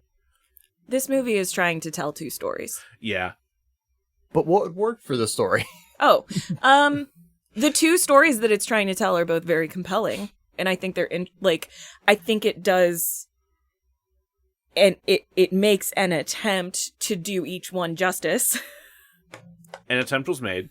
I think that, so reading the book, I was into it. It was kind of I can't look away into it, but I was into it. Oh, something like this. Yeah, you're not going to get away from like a train wreck aspect of it. And watching a bunch of the like DVD extras about who Joan Crawford was, that was all very interesting as well. Like, she has an interesting life. Mm-hmm. So yes, scene by scene, there were interesting narrative portions. I also think that the pacing of the first half felt like it was starting to do something interesting because it was so breakneck and so like whiplash. And I was like, okay, like if you're trying to portray the experience of being an abused child, there is that sort of vacillating between like, I'm so sorry, what did I do? And also, why is this person who is a monster just screaming at me? And like there isn't warning and there isn't like I feel like if I were Frank Perry and you were at some kind of like a Q&A and you were like, is this what you were trying to do? I would say, not what he was trying to do. Yes, that's exactly what I was trying to do. Haha. Ha. I think it's an accidentally successful way of trying to tell that story.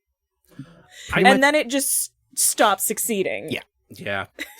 I think to speak to, you said there were moments that were successful throughout. I think that is a lot of what this movie does very well. So there are particular moments that I think are structured and set up and portrayed in very compelling ways. Particularly the birthday scene comes to mind for me. Yeah. Because that like you get this lavish setup of like what a wonder it would be to be raised in such an environment. Or especially if you don't know what's coming. But you also see the studio interference. You see the constant presence of cameras. You see the eye twitch of Joan as she's like dealing with the studio people and trying to figure out like, okay, well, I want to do this thing, or she wants to do this thing, or we have this going on. There's other people here, and trying to balance all of that. And you see like there's these seeds being planted and this chaos being portrayed. And I felt like that scene did such a good job communicating those things. Was there anything about the production that worked? Costumes. Yeah, I was going to say, can I talk about costumes here? Yeah, this would be that section. So, Joan Crawford was known for her physical presence, particularly her wide shoulders. Yes. And Faye Dunaway does not have Joan Crawford's exact build. So the costume department did an amazing job of taking the 80s penchant for shoulder pads and just seamlessly blending it with Faye Dunaway's body to make Joan Crawford's feminine, grotesque, manly shoulders. And I just... Yes, thank you. Also, someone chopping down an orange tree in a sparkly ball gown is so very good. Like it may sound like I wish they'd done a page to screen 1-to-1 transfer. That's not true. You would have to take liberties, and she was probably in a robe when that happened. But the visual of her in that dress is amazing. The smear of blood. Oh, also makeup. I mean, I feel like it kind of goes hand in hand with costuming, but like for sure the iterative exaggeration of the Joan Crawford eyebrows. And the changing hairstyles with the changing generations, all beautiful. The only thing I would say that super did not work for me makeup wise is the old lady makeup on Carol Ann at the end. I was just thinking about that. Which was really, really, like, noticeably terrible. I think it was the first time we saw her, and then when she came back at the funeral, I felt like they had, like, changed an approach or something that looked better, but maybe I was trying to convince myself of that. I'm not entirely sure. They were shooting her at different angles and in different light, That's too, also and true. I think that probably really helped. But that prosthetic was not doing Carol Ann any favors. Yeah. That actress could have been acting her heart out underneath that thing, and no one would ever know. This is not the right place to talk about this, but I kind of forgot to ask earlier. So in the book, there's suggestion that Joan Crawford may have had a romantic relationship with Carol Ann. Fucking knew it. But there's also, well, and I guess my question is, like, is that something that was subtextual in the film that you noticed? I didn't feel like it was. It felt very much like and they were roommates, where the movie doesn't have any idea. But us watching it in 2022. Like, they were roommates.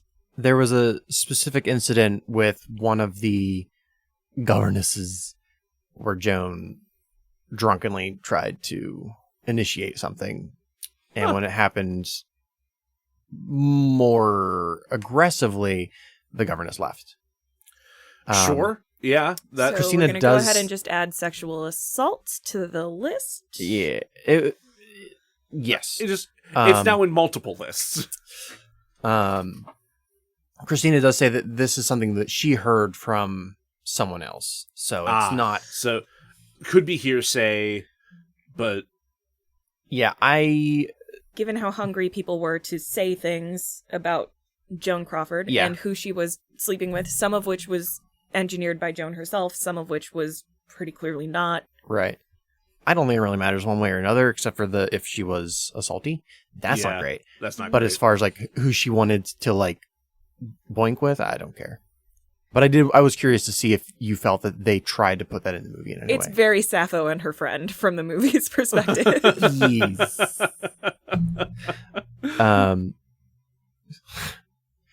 Themes. What themes do you feel worked? None of the ones they were trying to accomplish. There I'm are gonna be many honest. themes. I don't like, so I can identify several themes that I think it was going for, but I don't think it did any of them justice. I agree. Let's get to that. So for what didn't work, actors, performers. Greg. Greg might have earned his Razzie. And like, I think for most of his performance, he's like fine. Like he's not, like he's nothing really like to complain about or anything. But in like that big moment where they end up breaking up, and he's like swinging her around the room and making all these weird ass faces, like, dude, you went off the rails like 5 minutes ago. Yeah. You're still just going. What is happening? It's my response to intimate partner violence on screen is usually not to be giggling the whole time. Fair. What? In this particular case, it started out as being a very upsetting scene for me to be seeing, and then very quickly devolved into, why are you making that face, sir? It was very cringy for me. I was like, I'm cringing at first because of the content, and then I'm cringing because what is this performance? What are you doing, my dude? That's something I left out of the summary. Not intentionally, just there's so much bullshit. There's a lot of, especially in Christine's early childhood, where Joan would get into drunken fights with whoever she's seeing at the time or married to. Yeah. Except for, I believe, Alfred. It's another one for Alfred. I guess it's hard to know, but I hope he just pacifisted her somewhere else and then left. Yeah, I hope. For the story, fuck me. For the story, what didn't work? It was trying to tell two stories. It, as I said earlier, it felt very shitty Spark Notes to me, where they were trying to hit the big points, but not even really doing that very well, and they didn't tie them together very well. No. And I think part of that lies in like the weird balance that, or, you know, put giant scare quotes around that word balance there, that they're trying to strike with their portrayal of Joan. Because if they were really trying to like soften her image, but also be true to the, be true to the source material and try and meet somewhere in the middle, they thought the middle was on the outside in some Right, ways, yeah. and stuff went all kinds of awry there. I will say, full disclosure, I don't like biopics normally, because they do tend to be Spark Notey, because they're trying to cover the entire life, usually, of a person, and it's hard not to jump around. This one's particularly bad. They can't all be Rocket Man. I have not God, watched it, it's so but good. I would like to. It's fun. Yeah, like if you're going to be Sparks Notey with a biopic, make it a jukebox musical. Yeah. Yeah, that's fair. And when you have Elton John's life, you get to use Elton John's music. It's great. Which is fun for everybody. It's fun for everyone. For this movie, which was not a musical, much to its detriment, Apparently. according Not to yet. Christina, yeah, the story wasn't told from anyone's strong point of view, and I think that was a problem that made the tone problems so egregious in this movie. And I think that they would have been able to tell a tighter and more coherent story if they had picked a viewpoint. I agree. Yeah, I think we had talked a little bit about this doing your run through of the hero's journey in the Emoji Movie episode. Like even if you have an ensemble cast, there's going to be a person whose point of view you're following for the most part, who helps like really drive the story. And I feel like this one tries to kind of jump back and forth between Joan and Tina. Yeah, and to the point where like you're losing important context in both of those stories. And it does so fully uncritically. Yes. It presents the events of this movie as the truth and not one person's truth or the other's. Yeah. And that makes for a really clashing set of themes that we're supposed to be taking away. You can have Joan or Christina be the protagonist and have the reactions of this other character caused by the actions, and even when they were in the same room, they didn't seem to have a whole lot of cause and effect. Well, I guess what I'll say is, like, I guess let's pull a pin out of that chalk Sure. mark that I made earlier. This is a real weird mixed metaphor. Okay, so human beings are not characters. Yeah. Right? So when we talk about Joan Crawford, she had a really complicated life. And there are a lot of things that happened to her that really suck, and she did a lot of things to people that also really suck. And trying to write a coherent narrative about that is not going to work. I just don't think that in the space of a Hollywood movie, in 2 hours, there is a satisfying way to both tell the story of an abused child who grows up to find that even though she thought she had reconciled with her mother still hadn't fully accepted her, versus the story of a woman who was fully abused by her family and then the world, and then perpetuated that cycle of abuse on the women around her. Like, those are two different stories. And they're both interesting, and they're both valuable. But I don't think you can tell them in the same story.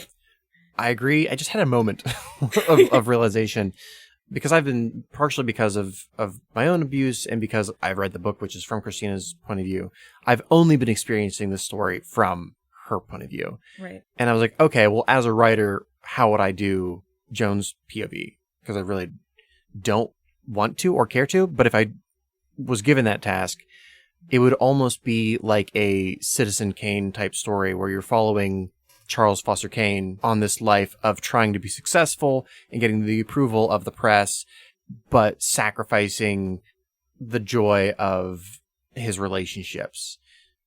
Which, like, Joan was a very successful actress. She achieved that, and then she became a fucking, like, soda pop mogul. But she also, and I don't know. I don't know how to do this in a way that is appropriate for the internet, because the internet does not like nuanced discourse, but I'm going to try. So That's all right. There's like 3 people listening, and that's fair. We lost 2 of them after the opening. So Joan Crawford shows patterns throughout her life of seeking all this external validation, and she gets it for a while. She does the thing, right? She's a young, attractive woman, and she wiggles her hips in the correct way and drinks the correct amount of alcohol to make Hollywood love her. And then she ages, and our society cannot handle aging women. Especially at that time, if you were an older actress, you were done. Even now. Faye Dunaway did this role, and afterwards she was discarded for a while because she portrayed an aging, flawed woman. Yeah. And women are not allowed to be humans. They have to be archetypes. And so Joan Crawford, attained the thing that her likely personality disorder, drove her to want, and then it was taken away from her by time. And she, in order to survive, had to perform a grotesque version of female aging on film. What happened to Baby Jane is hagsploitation, right? Where, Sure. it's half of it is, look at how grotesque an older woman's face is. Are you speaking specifically about Joan in that film or Betty Davis? I'm talking about both of them. Okay. And the fact that Joan goes on to do several more in this vein of like, I'm the creepy older woman who's making the wrong choices, right? And it's like she had this shining moment in the sun of being the femme fatale, and then she has to pay for it the rest of her life by performing her worst nightmare and society's worst nightmare for them to stare at her. And like, all of that is tragic, and also she ruined a bunch of people's lives. Like, I think there are multiple stories here, and it kind of tried to tell some of them, this movie, and didn't succeed. It didn't tell Joan's story, and it didn't tell Christina's very well. We kind of skipped over this. Yeah. Or I kind of skipped over this. When we didn't talk about like what didn't work for production, I wonder what the budget was. I suspect it was not great. I mean, the costumer they hired had worked on like several huge budget pictures. Okay. So they had some money for clothes. The sets look pretty rough to me. Mm-hmm. If I were tasked with trying to tell the entire story of both Christina and Joan's life, I would want it to be like a 6-part, like hour and a half each episode story. Like the HBO treatment. Yeah. So you could show her. I mean, so few actors lasted as long as she did. I mean, to go from silent era up to what, like the 70s, I think? But that's crazy. Is that a success? Given where her career ended? I think it depends on what you call success. For me, I think she was a successful actress in the memory of the audience. From what I understand, she's been rehabbed quite a bit since this movie came out. Okay. In the sense that, like, as people move further away from the scandal of Mommie Dearest being released, that is less the thing people think of the second they hear the name Joan Crawford.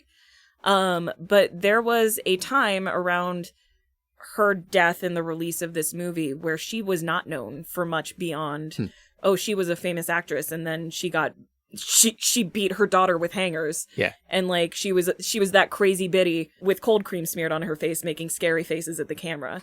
Like that's okay. What a lot of cultural understanding of Joan Crawford was in around the time when we were young, from what I understand. I think as TCM has been more accessible. Yes. Like I didn't know anything about her history with her children when I watched Whatever Happened to Baby Jane the first time, really even until we started talking about maybe doing this movie. Yeah. And I was like, oh, okay. There's like more to her than I knew. She was a successful actress who was a gay icon. Yeah. Johnny Guitar is highly underrated, but I can absolutely see, because like Faye Dunaway was not like a small actress, like especially at that time. I can see why, if you had asked me this same question in 1983, I would say, yeah, probably not a successful career. Asking now, I don't know how many people instantly jump to the Mommie Dearest story. I think between the Mommie Dearest story and, again, that the fact that she is known for starting the hagsploitation genre, like that when people talk about that word, they talk about Joan Crawford. And I do not think that is something that she would have chosen for herself if she hadn't put herself into the financial situation that she had. I'm going to be honest, I haven't actually heard the word hagsploitation until just today in this hour. So it was started with What Happened to Baby Jane. Okay. And it sort of... Oh man, have you seen X? You're not going to like X at all. I have not. It's really good, but it's definitely hagsploitation. I mean, it's... Aging female bodies do not scare me, which means that a lot of hagsploitation hits really weird for me. But there's an archetype of a creepy older woman that skitters in and out of our cultural consciousness for a reason. Yeah. And that fear of aging to be so synonymous with Joan for a while, I just don't think that's something she would have chosen for herself. I would agree with that. Let's, for a moment, separate Joan from this conversation and address why hagsploitation is a dangerous, or I'll say dangerous, thought process.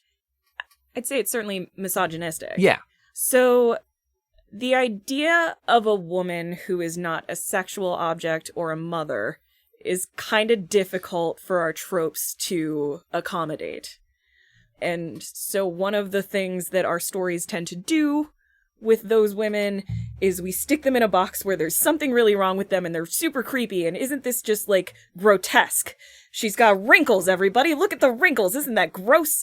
And for whatever reason, adding that character to a story was like a thing for a while, where like it started with Whatever Happened to Baby Jane, which is literally about two people who were known for being young and beautiful, and then all of a sudden like disappeared, and then we find out they're ugly later because they're old. Yeah. And you're supposed to like just associate these characters with this feeling of like aging and decay and like rotten secrets underneath the floorboards. And let's break this down even further. So if I'm writing a movie and it's a spooky movie and the villain of it is the scary old hag, why would that be and I'm not disagreeing with you. I absolutely agree. Sure. Why would that be a negative thought process to continue in our society? So it's not or to perpetuate. Necessarily terrible to have an older woman be a villain in your story, right? Like, that's fine. Villains come in all kinds of flavors. Yes.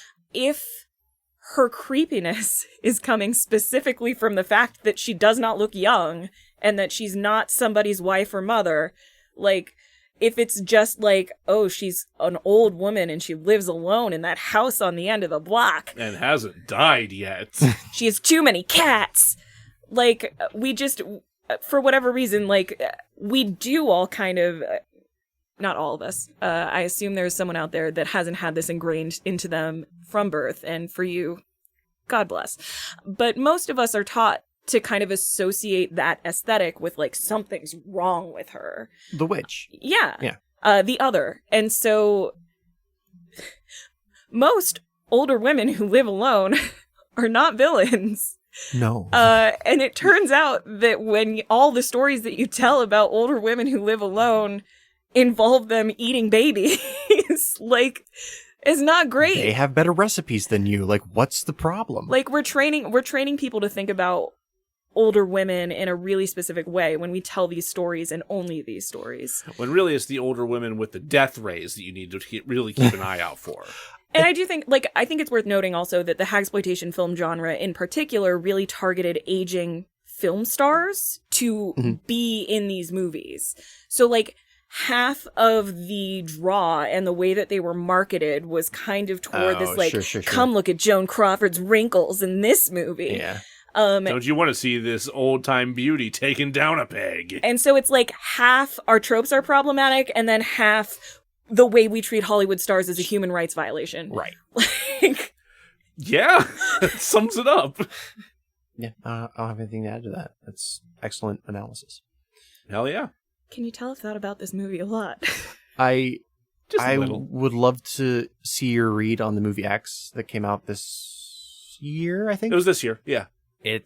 It also has quite a bit to say about women's role in society and in pornography.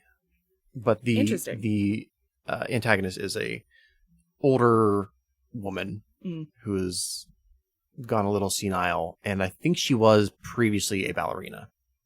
Interesting. But that's for another podcast. Let's shift into fixes. Mine's pretty short. Cool. Again, I saw this mostly from Christina's point of view, and I would therefore show the movie from Christina's point of view. I didn't bother with a whole lot of recasting. I think Faye's fantastic. I probably would have recast the older version of Christina. However, the way I would want to tell the film is kind of, when you think of Mommie Dearest, I think of the way to fix it would be Full Metal Jacket, where you have, instead of having a traditional 3-act film, Full Metal Jacket is split down the middle. You present the argument and then you show the other side of the argument. Yeah. War and Peace. People did not like that. I did, but, fuck you. So what I would want to do with Mommie Dearest is show the 3 different time periods of a child's connection with their parent when they're very young, when they're in their teen years, and when they're an adult. Specifically, I would want the actress, because they really skipped over the teen years, and that's the part I would want to really flesh out, would be Jodie Foster, who would have been, I think we said, 18? Yeah. She would have been 18 this time. She was one of the better child actors I've ever seen. She was in Taxi Driver. Right. That's immediately where my mind went. And then the same year she was in The Little Girl Who Lives Down the Lane, which is a lesser known quasi-horror thriller. And she's good in Taxi Driver, but she's a very small part, whereas in the other film, which I think I'm getting the title right, she's the main character. Okay. Very much recommend. Neat.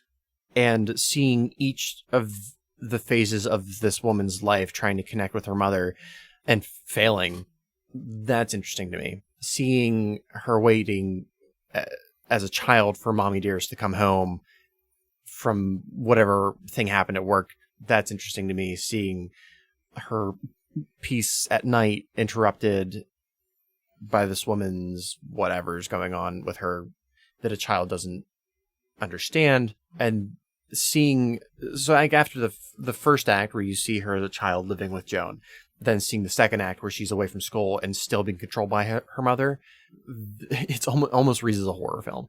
I was say you're almost kind of refiguring Joan's role in this into like a monster that's just that's like felt but not seen. Yeah.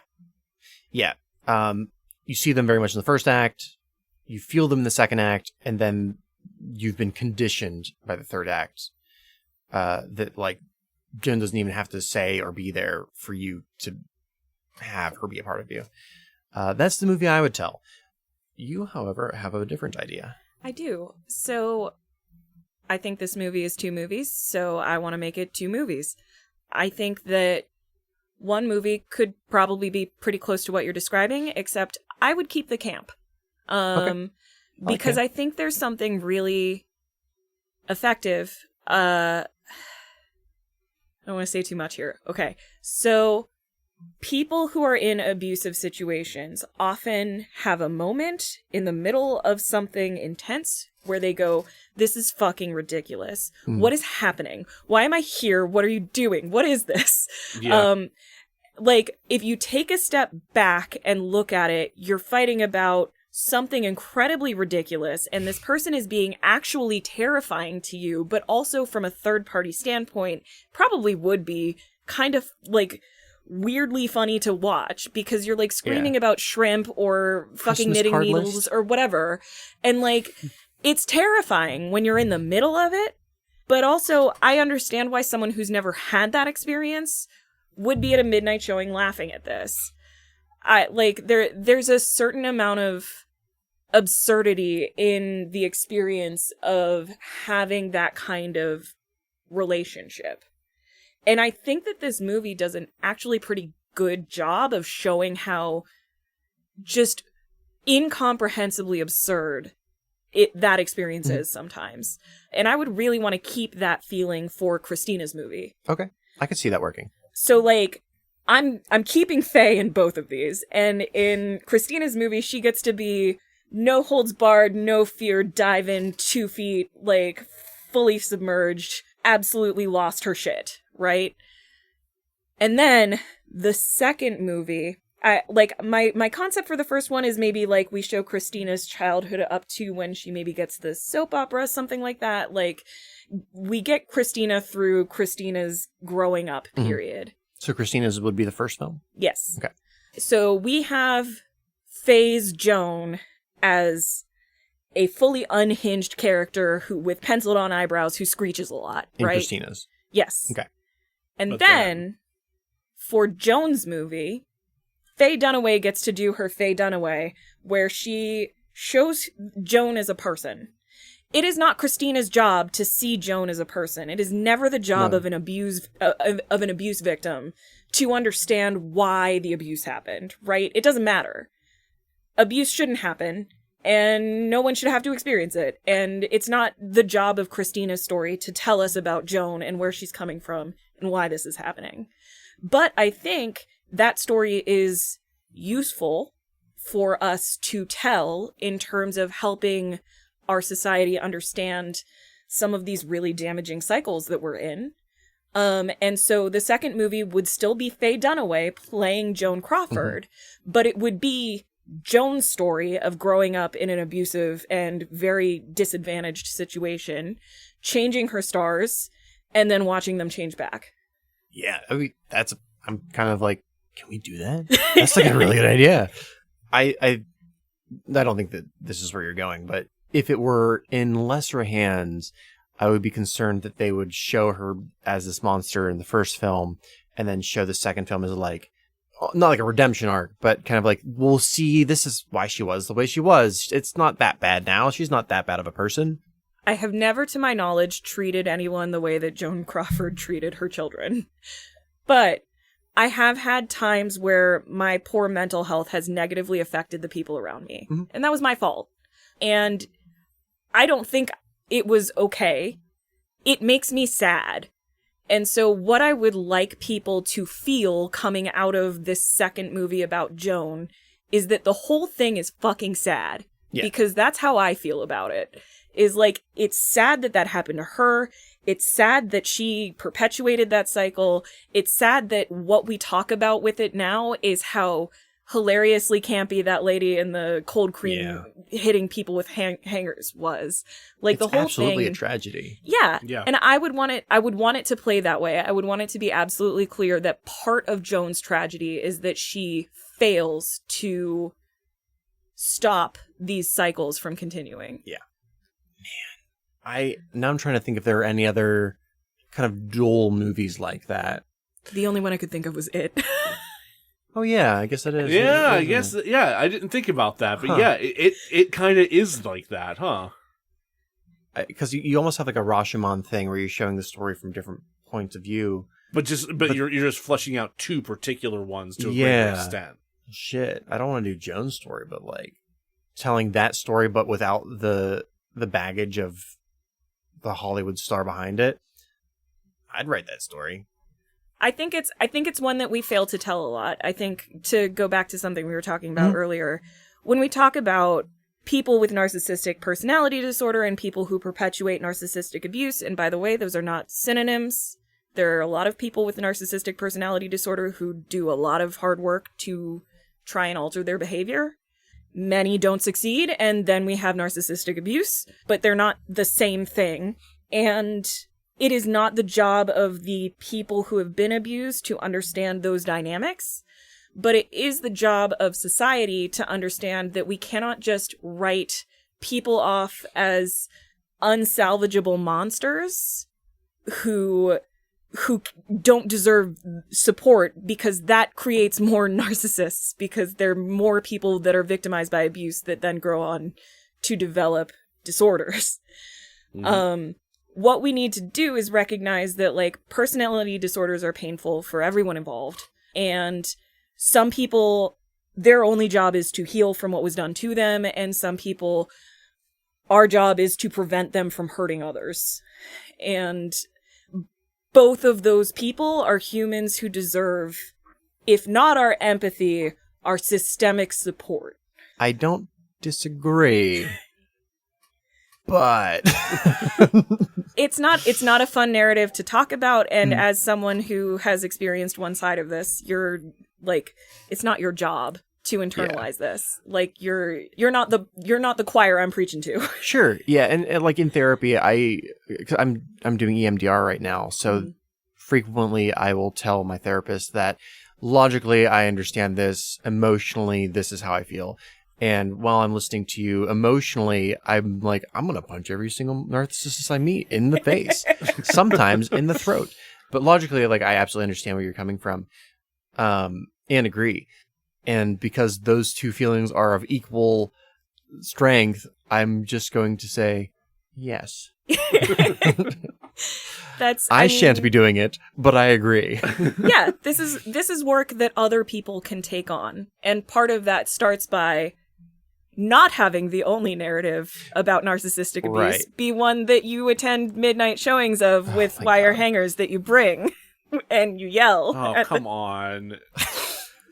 If that's the vibe you want, Rocky Horror You is get to out throw there. rice and bread at the screen. Have you ever seen a midnight showing of The Room? It will change your fucking No, life. I need what are you to. doing on I also need to get to a midnight showing of The Room. You just need to see I need The to see Room, The Room, period. Yeah, I've never seen it. Maybe that's what we'll do for Christmas instead of some awful fucking evangelical film. Oh my god, I need to be here, please. I've- Please let me watch Jack watch The Room. I've been saying for Yeah. a while we need to get a bunch of people together because Emily and Vince absolutely will watch it with us, as Emily fucking loves that movie. The couple of clips I've seen, I hate. I promise it is so much worse in context. That right? I'm like, out of context, I hate this. In context, I feel like I'm probably gonna hate it a lot more. It's a beautiful mess. But it's not. So I guess that's something that I will say about this movie in particular. When I think of Razzies, I often think of like it's so bad it's good kind of thing. This does not fit that for me at all. Yeah, I think- I would agree with you there. I would agree really, really deeply with what Roger Ebert said about this movie, which is that it left him feeling gross. It's not often that we end up agreeing with Roger Ebert or any other critics. No, I on really, the show. really don't like that man. But He was like, I did. This movie made me feel awful. Like I don't know why anyone would watch this. so I'm not gonna agree with him. But I will agree with Christina, who had the exact same feeling. Yeah, She said this movie's grotesque I mean, she went so far as to in fiction.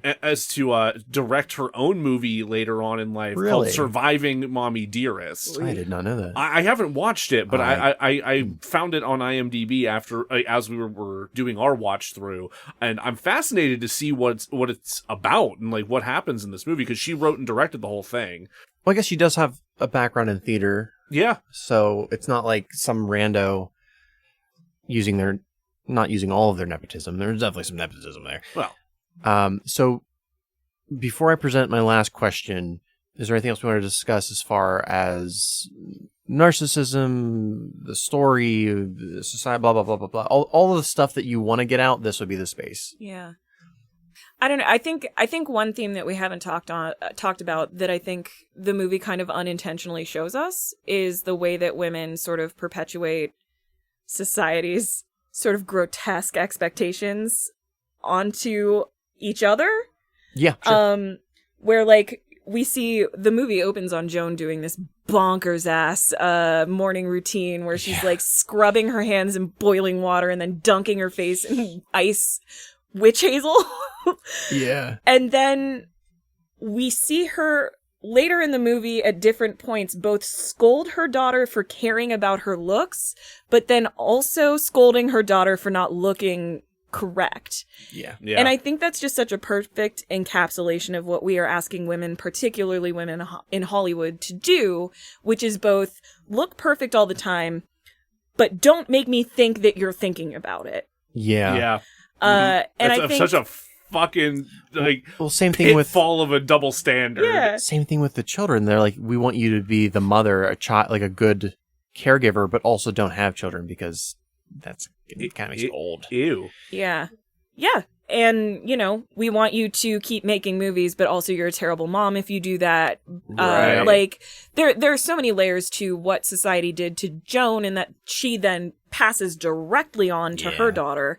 And Cycles of abuse. Yeah. but I mean, these are like societal. And Yeah. I will tell you that a man has never once told me that I need to put on makeup before leaving the house. What men will say is, "Are you feeling okay?" You look If I'm- tired.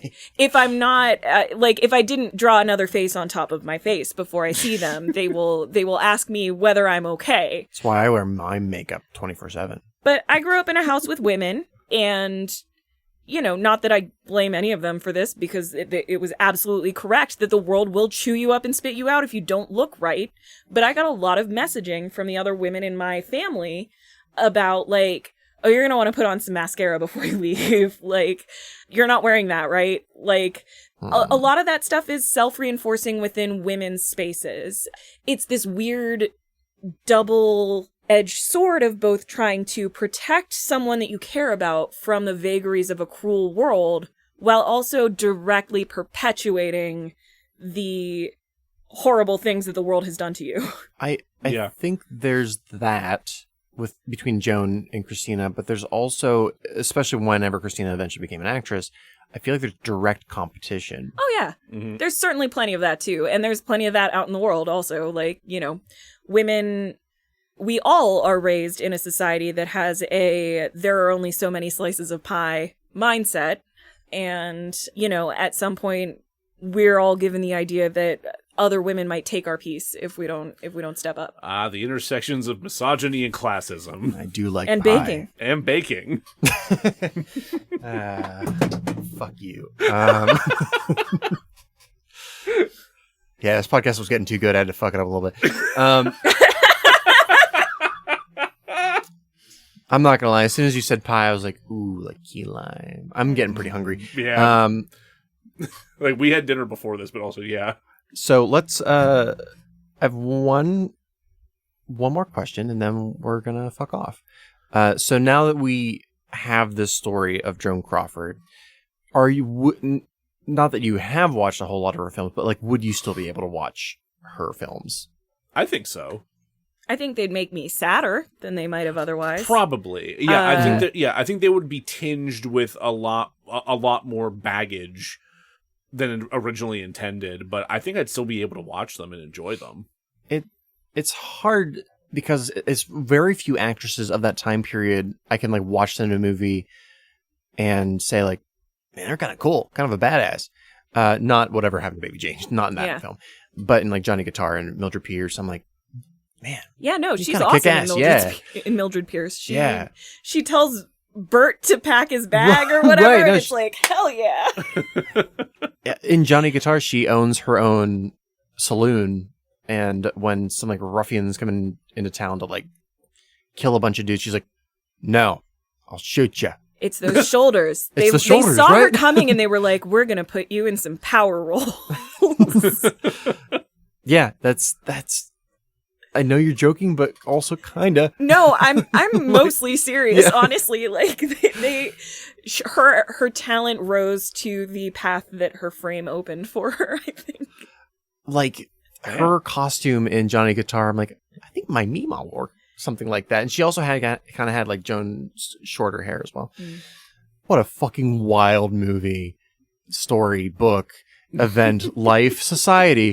The podcast is called DeRazzled. We covered a lot today. Holy shit. If you just came from watching the Emoji Movie, our episode on the Emoji Movie, and turned this on. You're welcome? You're welcome. I'm not sorry. Oh, God. Why did you do that? That's the kind of thing you can expect from DeRazzle. The unexpected, the sadness as well as the stupid. Got nowhere to go except for to bed. Good night, world. So thank you all for listening and joining us here for this. Please, if you haven't already, please rate and review the show everywhere that you possibly can. Thank you to the fine folks at the Red Dove podcast for reviewing us on Good Pods. They are lovely. Check them out as well. Tell all your friends to subscribe and follow us on social media and wherever they can find us, and spread the word about the show. Ooh, merch. Merch is going to be a thing that's coming up very soon. We are launching a Redbubble store. It'll probably be up by the time this episode goes up. Maybe? Yeah, there's a good chance, if not shortly after. Yeah, so keep an eye out for that. We'll be sure to share that on all of our social medias and whatnot. DeRazzled Pod on Twitter, DeRazzled Podcast on Facebook, DeRazzled_podcast on Instagram, and Dullboy_Jack on TikTok. The skirt looks real good. He's not lying about that. It shouldn't, but it shouldn't. It's stupid that this miniskirt actually works. Coming to a Pittsburgh improv stage near you. Yeah, Becca, do you want to plug any improv shows coming up? I mean, sure. If you live in Pittsburgh and you want to come see some idiots do some musical improv, we have a Animal Facts show on Saturday, August 6th. Yes. I think that's correct. That's correct. At 8 p.m. at the Steel City Improv Theater, and tickets are only like, I don't know, friggin' $10. It's a nonprofit. Try and write it off on your taxes. I'm not an accountant, so maybe that won't work. And yeah, we have an Instagram, Animal Facts PGH, that occasionally posts stuff, including pictures of my cats, which are excellent. Animal Facts, FACTS? Yes. Okay. Like straight English. We didn't want to do anything cutesy. We're improvisers. We're not smart enough for that. Wonderful. Look that up. Enjoy that. And then you should come back here again, because we are sure to do a thing that you're going to say now. You did it again. Razzle dazzle ya. Let's try that one more time. No, it was perfect. No, The we're end. trying it again. No, we're trying Goodbye, it again. everybody. I'm gone. Jack, God fucking damn it.